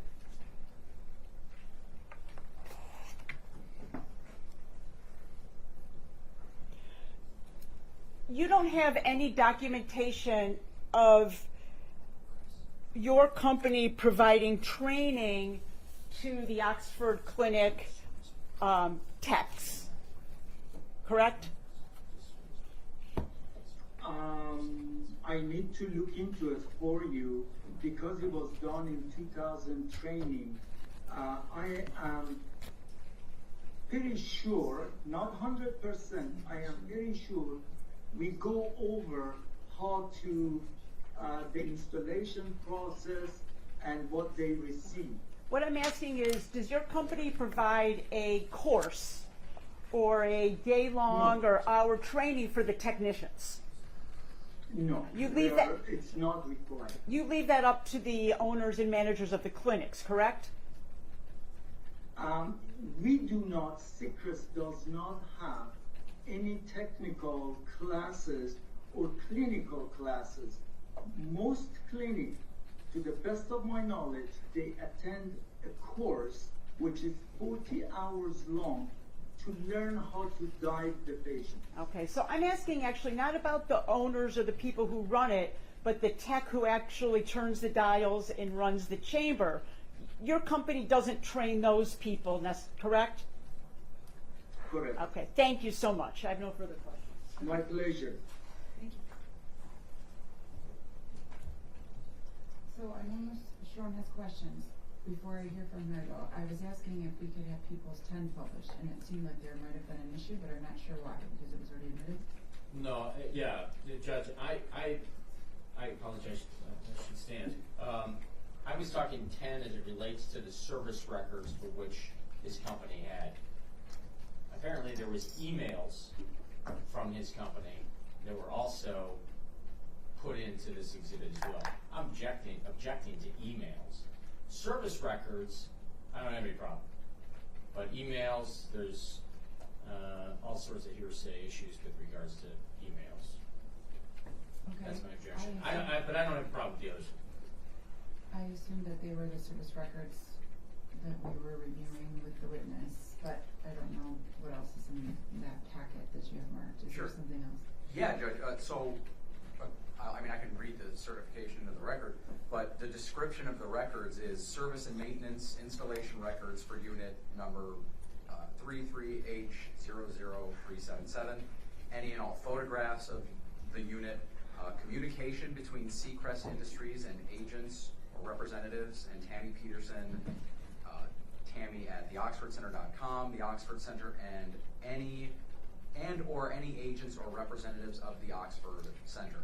So the business records that were turned over to us that are all attested to in accordance with 803.6, those are records that they keep as part of the regular course of their business, which includes their communication between the people that they do business with.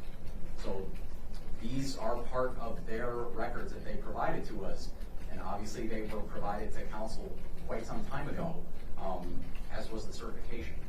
So, I mean, of course, there's hearsay in it, but that's why there's the exception to the hearsay rule. Well, I'm looking at 8036 business records. I'm sure the court's aware of that. I object based on that basis. So that's my objection. I'm sure everyone is. Yes. Yeah, I think the better way to do it would have been to perhaps have one exhibit number for the business records that are the actual records, and another for the emails that the parties could object. Many of the emails are my client, and I can see that that would be an issue by the party who own it, and I would not have standing to, I could object to you overrule it. But for the other defendants, I think that might have been the better way to approach that. Okay, well, I think that, was this the context in which this discovery was provided to all of the defendants in this packet? It's all one document, Judge. All of the I believe all of the maintenance records and the emails are literally one PDF. Did you want to place it in the record, or were you waiting to question? I was standing up as I was waiting to question. Okay. But just to add to what Mr. Gleason said, I believe the last time you were here several months ago, there was an understanding that if there were statements from one defendant, they wouldn't be held against any of the co-defendants. So, I mean, to the extent that there's text messages or emails in there, right, the court would only consider them against the actual defendant. But I don't know, maybe I'm crazy for thinking that that kind of. No, we did discuss that, but we didn't have a specific example such as this, but I mean, that's accurate. The court has the responsibility of trying to piece all of the evidence that I hear and attribute it only to the party in which it should be considered for. And I'm struggling with the fact that this is already admitted. So I'm not really sure what to do about the objection that came after the fact to publishing it to the court. I apologize, Judge, if that's my faux pas. I was just looking at bringing up what the testimony of, and those were the records for, they're really not hearsay, because it's like a data master exam. You know, it's these service reports, if you will. I went through the service reports with this gentleman. If you want to get into content or substance of emails, again, Crawford comes into play. You can give it whatever weight you want, Judge, as it relates to statements by party opponents. So I'll list it, give you that, to the extent that you look at emails, you have to parse out who it is that it would reflect upon. And that's, obviously, Judge, that's no problem. I'd also indicate that when I served counsel our amended exhibit list, and even the first exhibit list, this exhibit is labeled Sechrist Chamber Records and Correspondence. So this isn't... Well, I think it's appropriate that the objections are part of the record at this point, but it's already been admitted, and I'm not hearing anything at this point that would lead me to believe a different conclusion should be reached. So I would like it published to the court.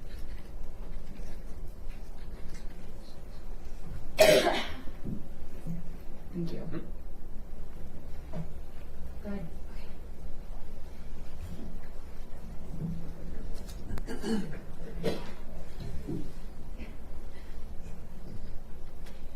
Your Honor, I'm just bringing my phone up for purposes of using the calculator, not to text while we're on the record. Not live stream. No, I'm not live streaming.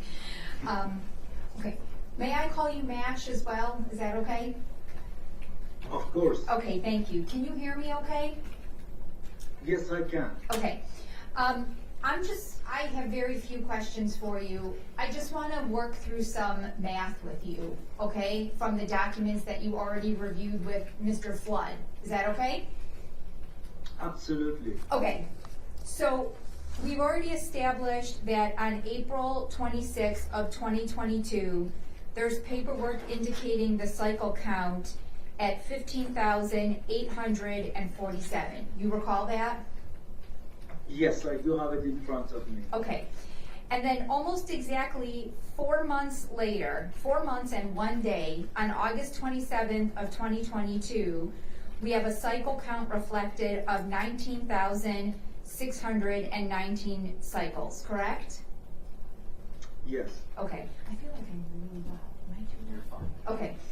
Okay, so the math then is that in the span of 4 months and 1 day, the cycle count increased by 3,772 cycles. Is that correct?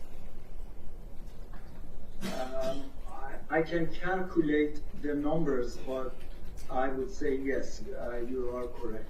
Will you stipulate that? Well, the okay.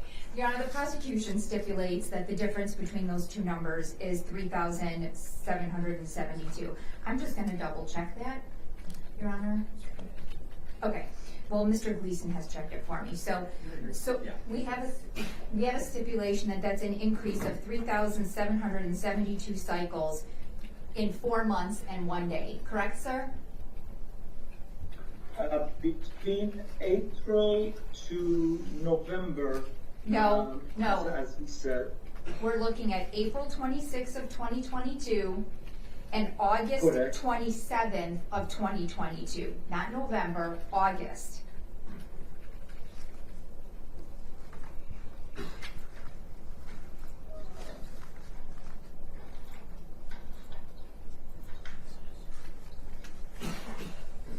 I do not have the August paperwork in front of me. If you can display it, I would appreciate it. Mr. Kessel's going to help us. I'm sorry, I do have it. Okay. I have it on August 22nd, 22 as 19,619. Okay, so we're actually just under 4 months. We have an increase of 3,772 cycles, correct? Yes. Okay, so if we are, excuse me, Your Honor, I'm going to make an assumption. We're just going to work with some numbers here, okay? If the Oxford Center was open every day of those 4 months, you would have 120 days of service, correct? Yes, in 4 months, that's the number, yes. Okay, So if we take 3,772 cycles and divide that by 120, that would tell you how many dives they would have to do per day to reach this number of 3,772, correct? Roughly, yes, that is correct. Okay. Would the prosecution stipulate that 3,772 divided by 120 is 31.43? I sure would. Thank you. So we have a stipulation now that means that every day of those 120 days, the Oxford Center would have to use that chamber 31.43 times, correct? Yes, And you've already testified that each dive on average is 1 hour, correct? yes, Okay. And we can agree that there are 24 hours in a day, correct? yes, But somehow they are managing to increase, allegedly, the number of their dives at a rate of 31.43 per day, correct? yes, Okay. In December of 2022, your company goes out to service this chamber, correct? yes, And in that report, it's reported that the cycle count is over 20,000, and so your company won't continue to service it, correct? that is correct. Okay. Did it ever occur to you or somebody at your company that maybe your on-site tech wrote down the wrong cycle count?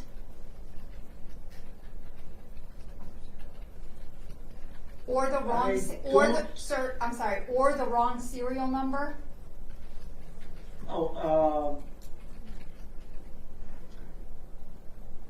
Usually when we go there, Sir, it's a they yes or no, record- it's a yes or no question. Did it ever occur to you when looking at these numbers that perhaps, and the Oxford Center contested your cycle count, correct? yes, Okay, so did it ever occur to you to go back and look at these records and say, hey, I'm pretty sure they're not running 31.43 cycles per day. Did that ever occur to you? no, Okay, so you never even contemplated the possibility that your on-site tech wrote down either the wrong cycle number or the wrong serial number? no, I did not. All right, we're going to do one other extrapolation, I guess we could say. You mentioned earlier that sometimes a location will run a cycle, right? And it won't be a full dive, but that would cause the clicker to go up. Is that right? That is correct. Okay, so we have this number of 3,772. Let's say that the Oxford Center, and of course there's no evidence to support this, but just hypothetically, let's say 1,000 of those cycles are dummy cycles. They're not full dives, okay? So that gives us 2,772. If I divide that by 120, Mr. Kessel, would you stipulate that that's 23.1 dives per day? 2,772 divided by 120. Okay. So even if the Oxford Center was maybe doing some not full dives, which you have no evidence of, but I'm gonna throw you a bone and say, okay, maybe 1,000 of these dives are like not real dives that don't take a full hour. They would still have to be doing 23.1 dives per day to substantiate the numbers that your on-site tech put into the business records. Correct? I would say based on the maths that you're doing, you're correct. Okay. And again, you never thought, hey, maybe we've made a mistake here, because these numbers just don't look right. Well, the only records that I have is when we were there in December of 2022, the cycle counter showed 20,079. Hold on a second. What do you mean the only records that you have? Aren't you the person, Well- excuse me, sir, are you not the person who collected these records and provided them to Mr. Kessel and his co-counsel and to Ms. Admin Clark? Yes. Okay, I do so have all you the ha- records. So you have the records from every time Sechrist went to service this chamber, correct? Yes. Or Yes. any other chamber? Yes. And so you are very much aware, or you could have been aware if you took the time to do so, to realize that there was this jump of 3,772 cycles in the span of less than 4 months. You just didn't bother to figure that out. My job was to provide all the records that we have on the chamber. Okay. In to December of the- 2022, when Ms. Peterson informed you that the counter number was not correct, that the information you had was not correct, did you ever go back and look at these maintenance records that we've looked at today and say, this is mathematically impossible and maybe we made a mistake? Did you ever think to do that? No, again, let me It's a yes or rephrase no that. question. Did you ever think to go back and double check the numbers in your maintenance records? There is no one in the company is allowed to touch any of the records. The Wait, records hold on. are there. Judge, I'm sorry, can he answer the question before Ms. Sharon? Sorry, starts my jumping bad. down? I apologize. Thank you. Yes. Answer the question. We do not alter, change, modify any record. That's not my question, sir. My question is, you have this enormous increase in cycles in the span of less than 4 months. That is mathematically impossible, okay? And you have an owner of the business who's contesting your records and saying, what you have is not right. This chamber is not over 20,000 clicks, correct? The records that we have is Excuse me, based on sir. the cycle. Listen, I ask the questions. Your job is to answer the questions, okay? So, I will go back because now I can't remember what I said, just that I know what you were about to say isn't responsive. So, in December of 2022, your company, your tech, informed the Oxford Center that your company would no longer service this chamber because it was over 20,000 clicks, correct? That is correct. Okay. And Ms. Peterson informed your company that that cycle count was incorrect, correct? We were told on the email that the unit was sold. Did Ms. Peterson, You have the copy of the email.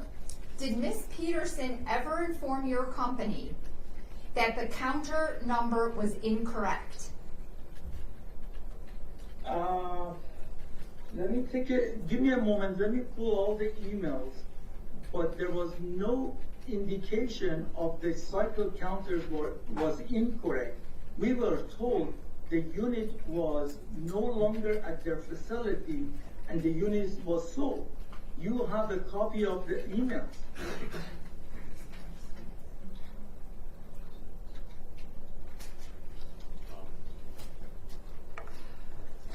This is, there's their text message. Here's the, it's for 13, that's 16,632, 2010, 5.8. Now, here's the issue. We're just using this to impeach what his numbers are.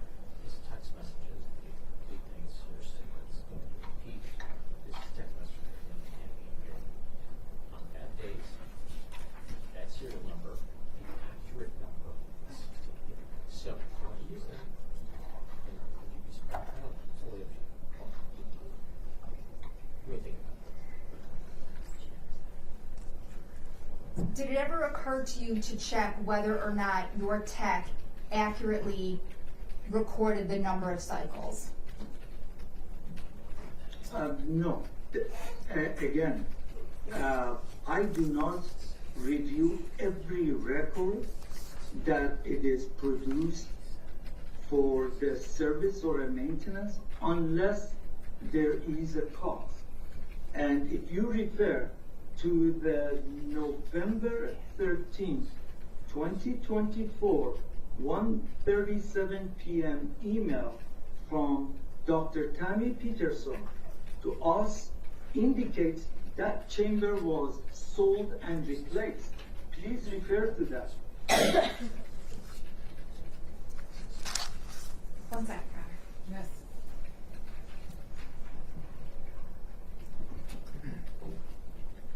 I have nothing else, Your Honor.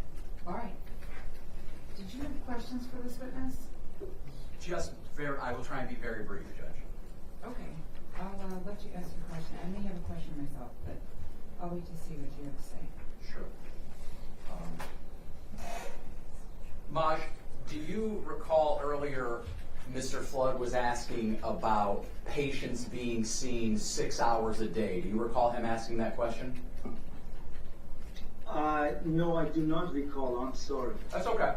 I want to pull up a page of People's 10, which we've been discussing. Bear with me, please.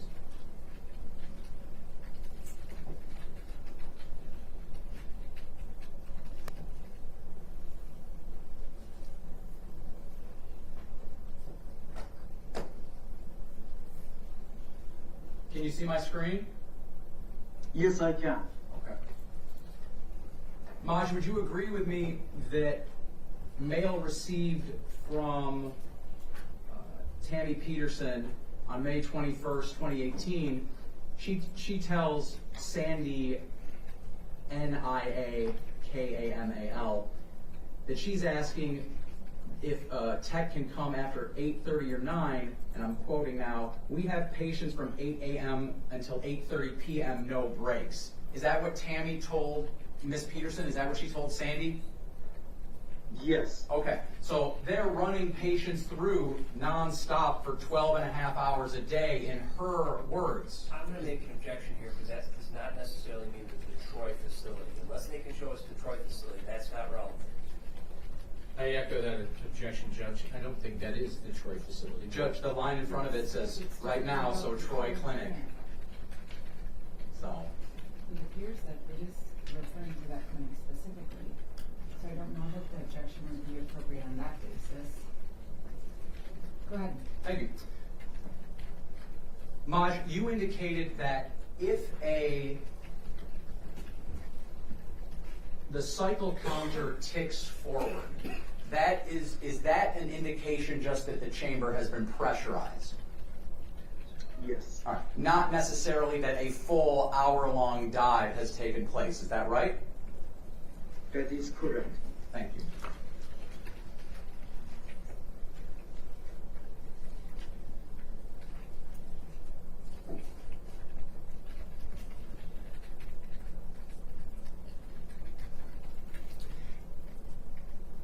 And Maj, when you were just asked by Ms. Sharon, you were asked that Ms. Peterson, or Dr. Peterson, contested the number of dives. Do you recall that question? Just a few minutes What ago. do you mean? Number of dive, yes, the numbers that she was calculating, yes. Yeah. Do you recall, having reviewed this document, did she contest it, or did she just ask for documentation of the number of dives? I think she asked for number of dives. And was your company's response, bear with me here.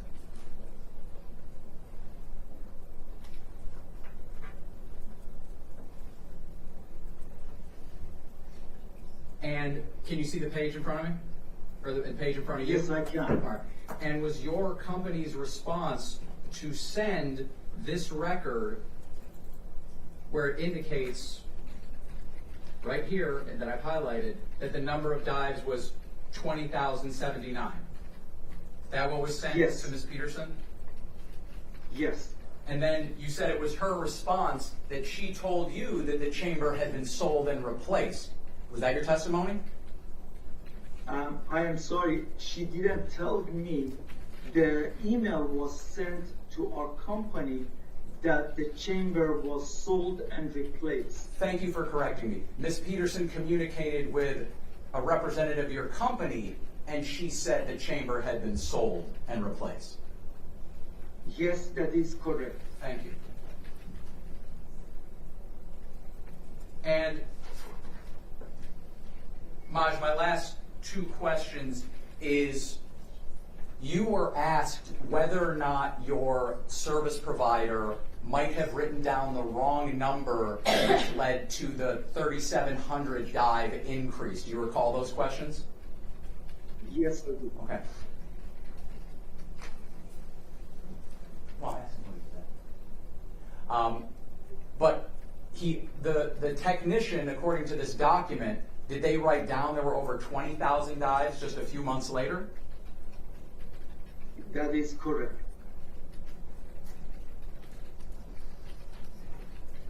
Nothing else. Thank you, Judge. I have a question. The documentation that was provided regarding the visit in December of 2022, where it was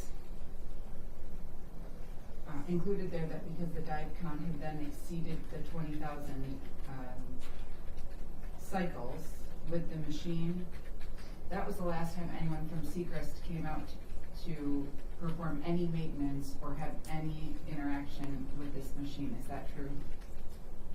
That is correct. All right, and I also just wanted to refer back, there was an opportunity that you had to review in the manual 3 warnings and 3 cautions that were listed there. Do you recall looking at that? That would have been with Ms. Michaels, the attorney for Ms. Moffitt. Do you recall looking at that? Yes, I do.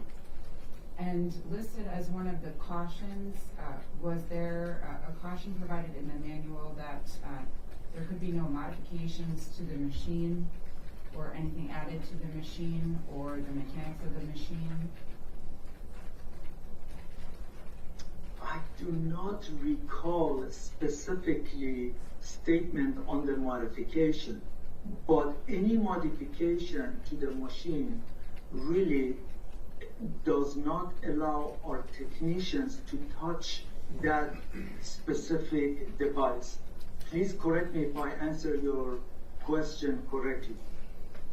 No, I had a question about this very last service record that was provided in this packet, People's 10. It was just up here. Would you like me to pull it up? Could you pull it up Sure. for me, please?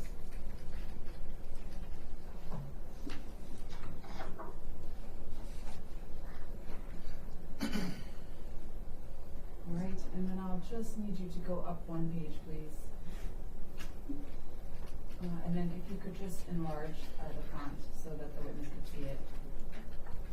So there seems to be some information in here from the technician regarding the service call, why they came out, and the reason that they came out here. I was just looking at this information that was contained in the report. Could you could you read to me the 3rd line down under reported incident? What does it say?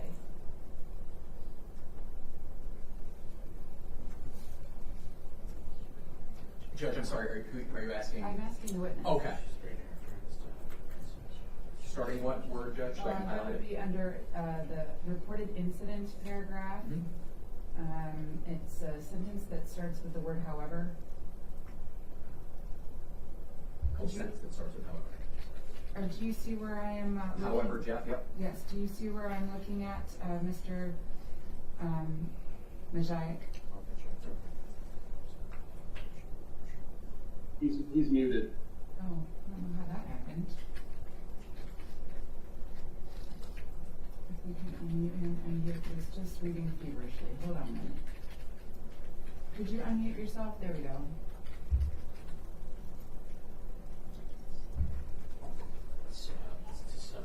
All right, go ahead. I think you were trying to answer my question and provide the information that was contained within this exhibit, but you were muted. Could you please indicate what is listed here under the reported incident, the notes? Sure. So it says Jeff informed me that Jeff took upon himself to add another chamber pressure gauge to the back of the chamber through the pass-through. He has strengthened a brass filter to measure the chamber pressure accuracy. Is that the statement you're referring to? Yes, so I just wanted to make Yes. sure this was contained within the report from the very last date of service on this machine that your company has record of, is that correct?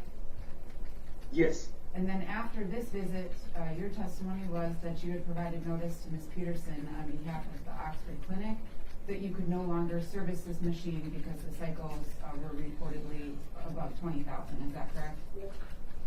Yes, that is correct. And then after this interaction from the December service visit, no one returned from Sechrist to the Troy Oxford Clinic to have any oversight or maintenance of the machine.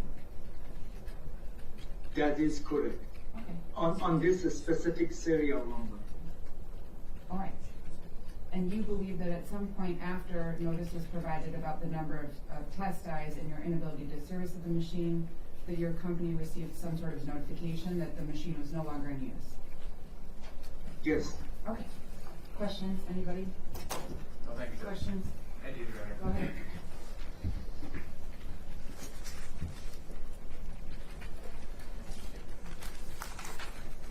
Mr. Mashayekh, with respect to the chambers that were purchased by the Oxford Center from your company, there would be a purchase order of some sort, correct? Yes. All right. There would be proof of payment for the chamber, right? Yes. There would be probably a bill of lading or some type of shipping for the chamber from your facility to either the Oxford Center Troy or the Oxford Center Brighton. Is that fair? Yes, that is correct. All of those documents would have the serial number of the chamber that was purchased, the chamber that was shipped, and the chamber that was installed, right? Yes, that is correct. And you're aware that at the Troy facility there were 3 chambers in use, correct? Yes. Okay. Did, at any point in time in 2022 or 2023, did the Troy Center get new chambers?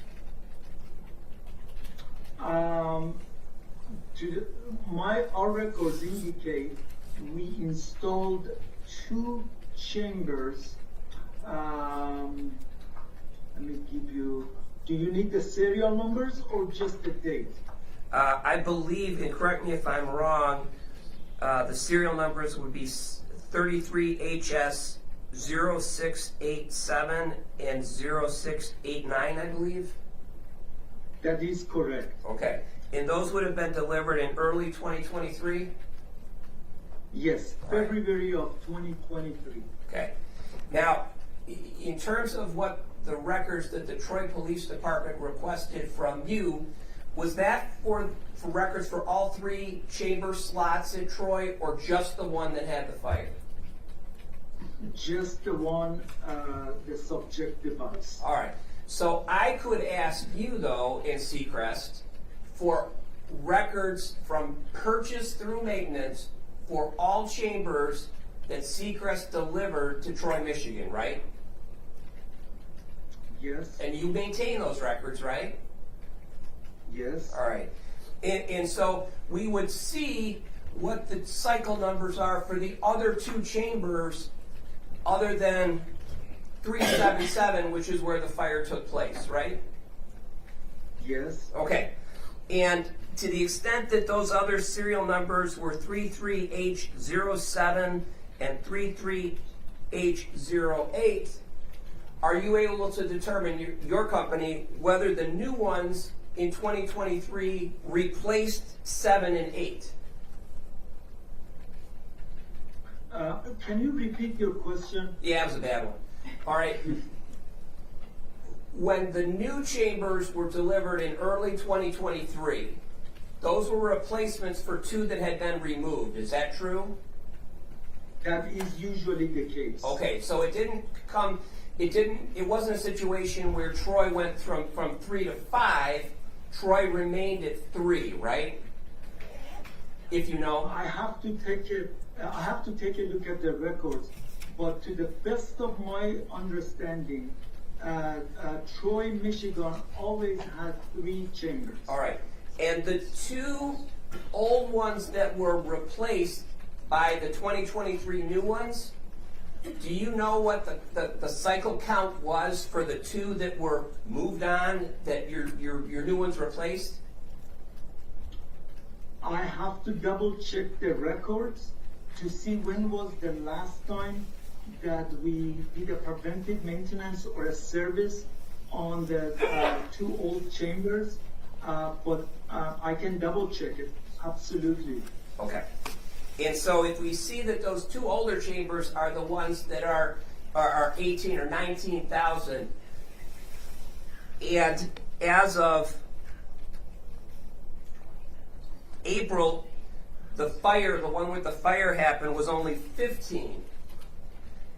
Are you willing to entertain the possibility that either the serial number was written down in error or the cycle count was written down in error by a technician? Not to say that creates liability, but that somebody made a mistake. Are you willing to entertain the possibility that that occurred? Not until I examine the records, sir. Okay, thank you very much. All right, anything else for this witness? Just briefly, Judge. He said examiner.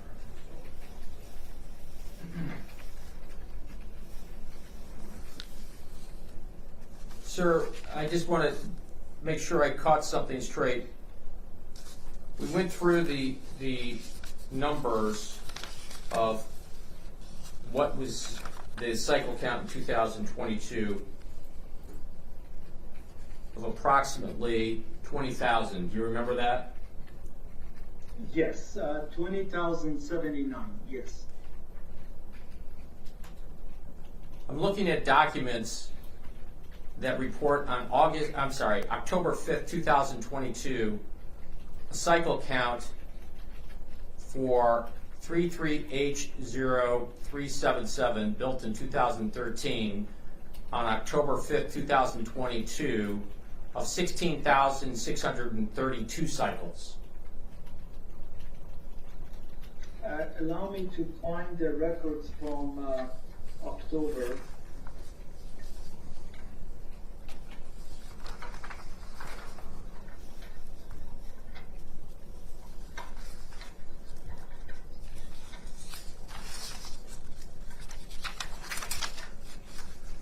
Would you be able to display it? Because These are messages in between employees. I just want to see if the employees got it wrong or you're getting it wrong.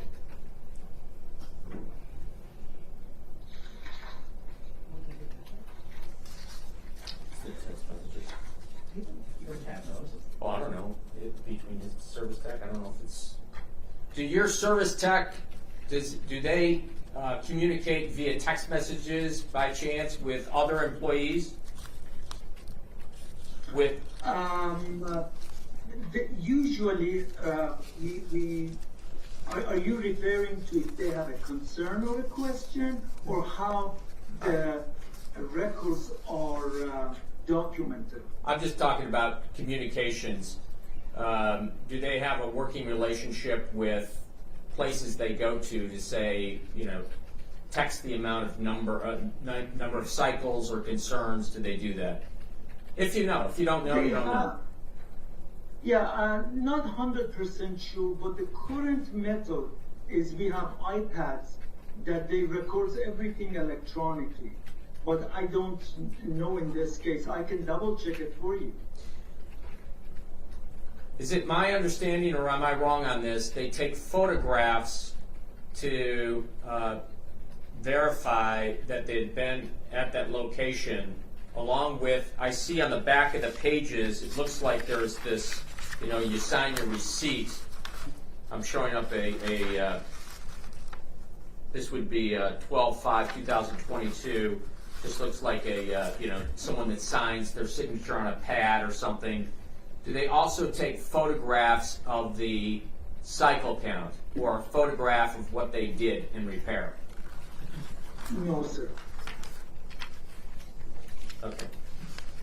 And the records is provided because the facility time to time gets audited by other organizations, and they want to make sure the chamber was kept up and the preventive maintenance or the service was conducted on time. So a hard copy is provided to the customer, and or if they misplace it, we will provide them a copy of what we have in our records. Thank you. Thank you, Judge. I have no other questions. Okay. Yes? Can I follow up question, all the questions you asked? Yes. Okay, I'll be very quick.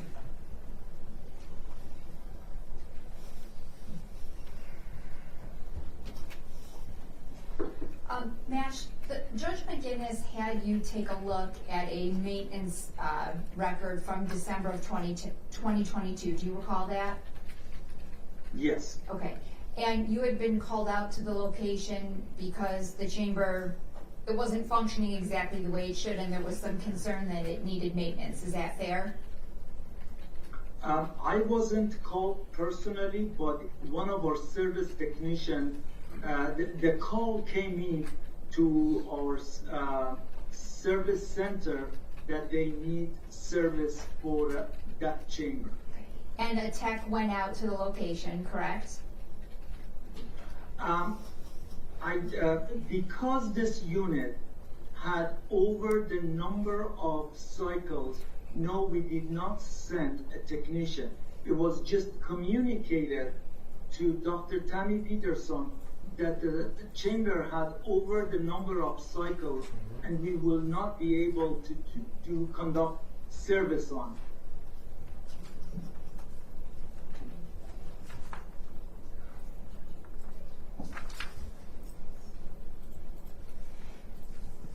it.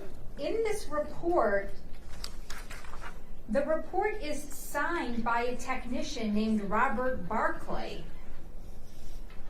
Yes, So- I can see it. Okay, well, that's great. So doesn't that indicate that this gentleman was on site? Yes, that he was on the site.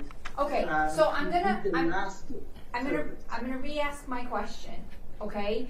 In December of 2022, your company, not you personally, is contacted because there's some concern that this chamber is not operating correctly, yes? Correct. Okay, that results in a technician coming out to the location, presumably this Mr. Barclay, correct? Yes, that is correct. Okay, and you would agree with me that Mr. Barclay's finding or conclusion was that the chamber was working as designed, correct? After he left the chamber was working to the factory specification. Okay, so he did not observe any problems with the chambers when he went there in December of 2022, correct? Yes, that is noted on the bottom of the page. Okay. Yes. That's all, thank you. Are we done with this witness? Yes, I think so, Judge. Yes? Yes. Yes. All right.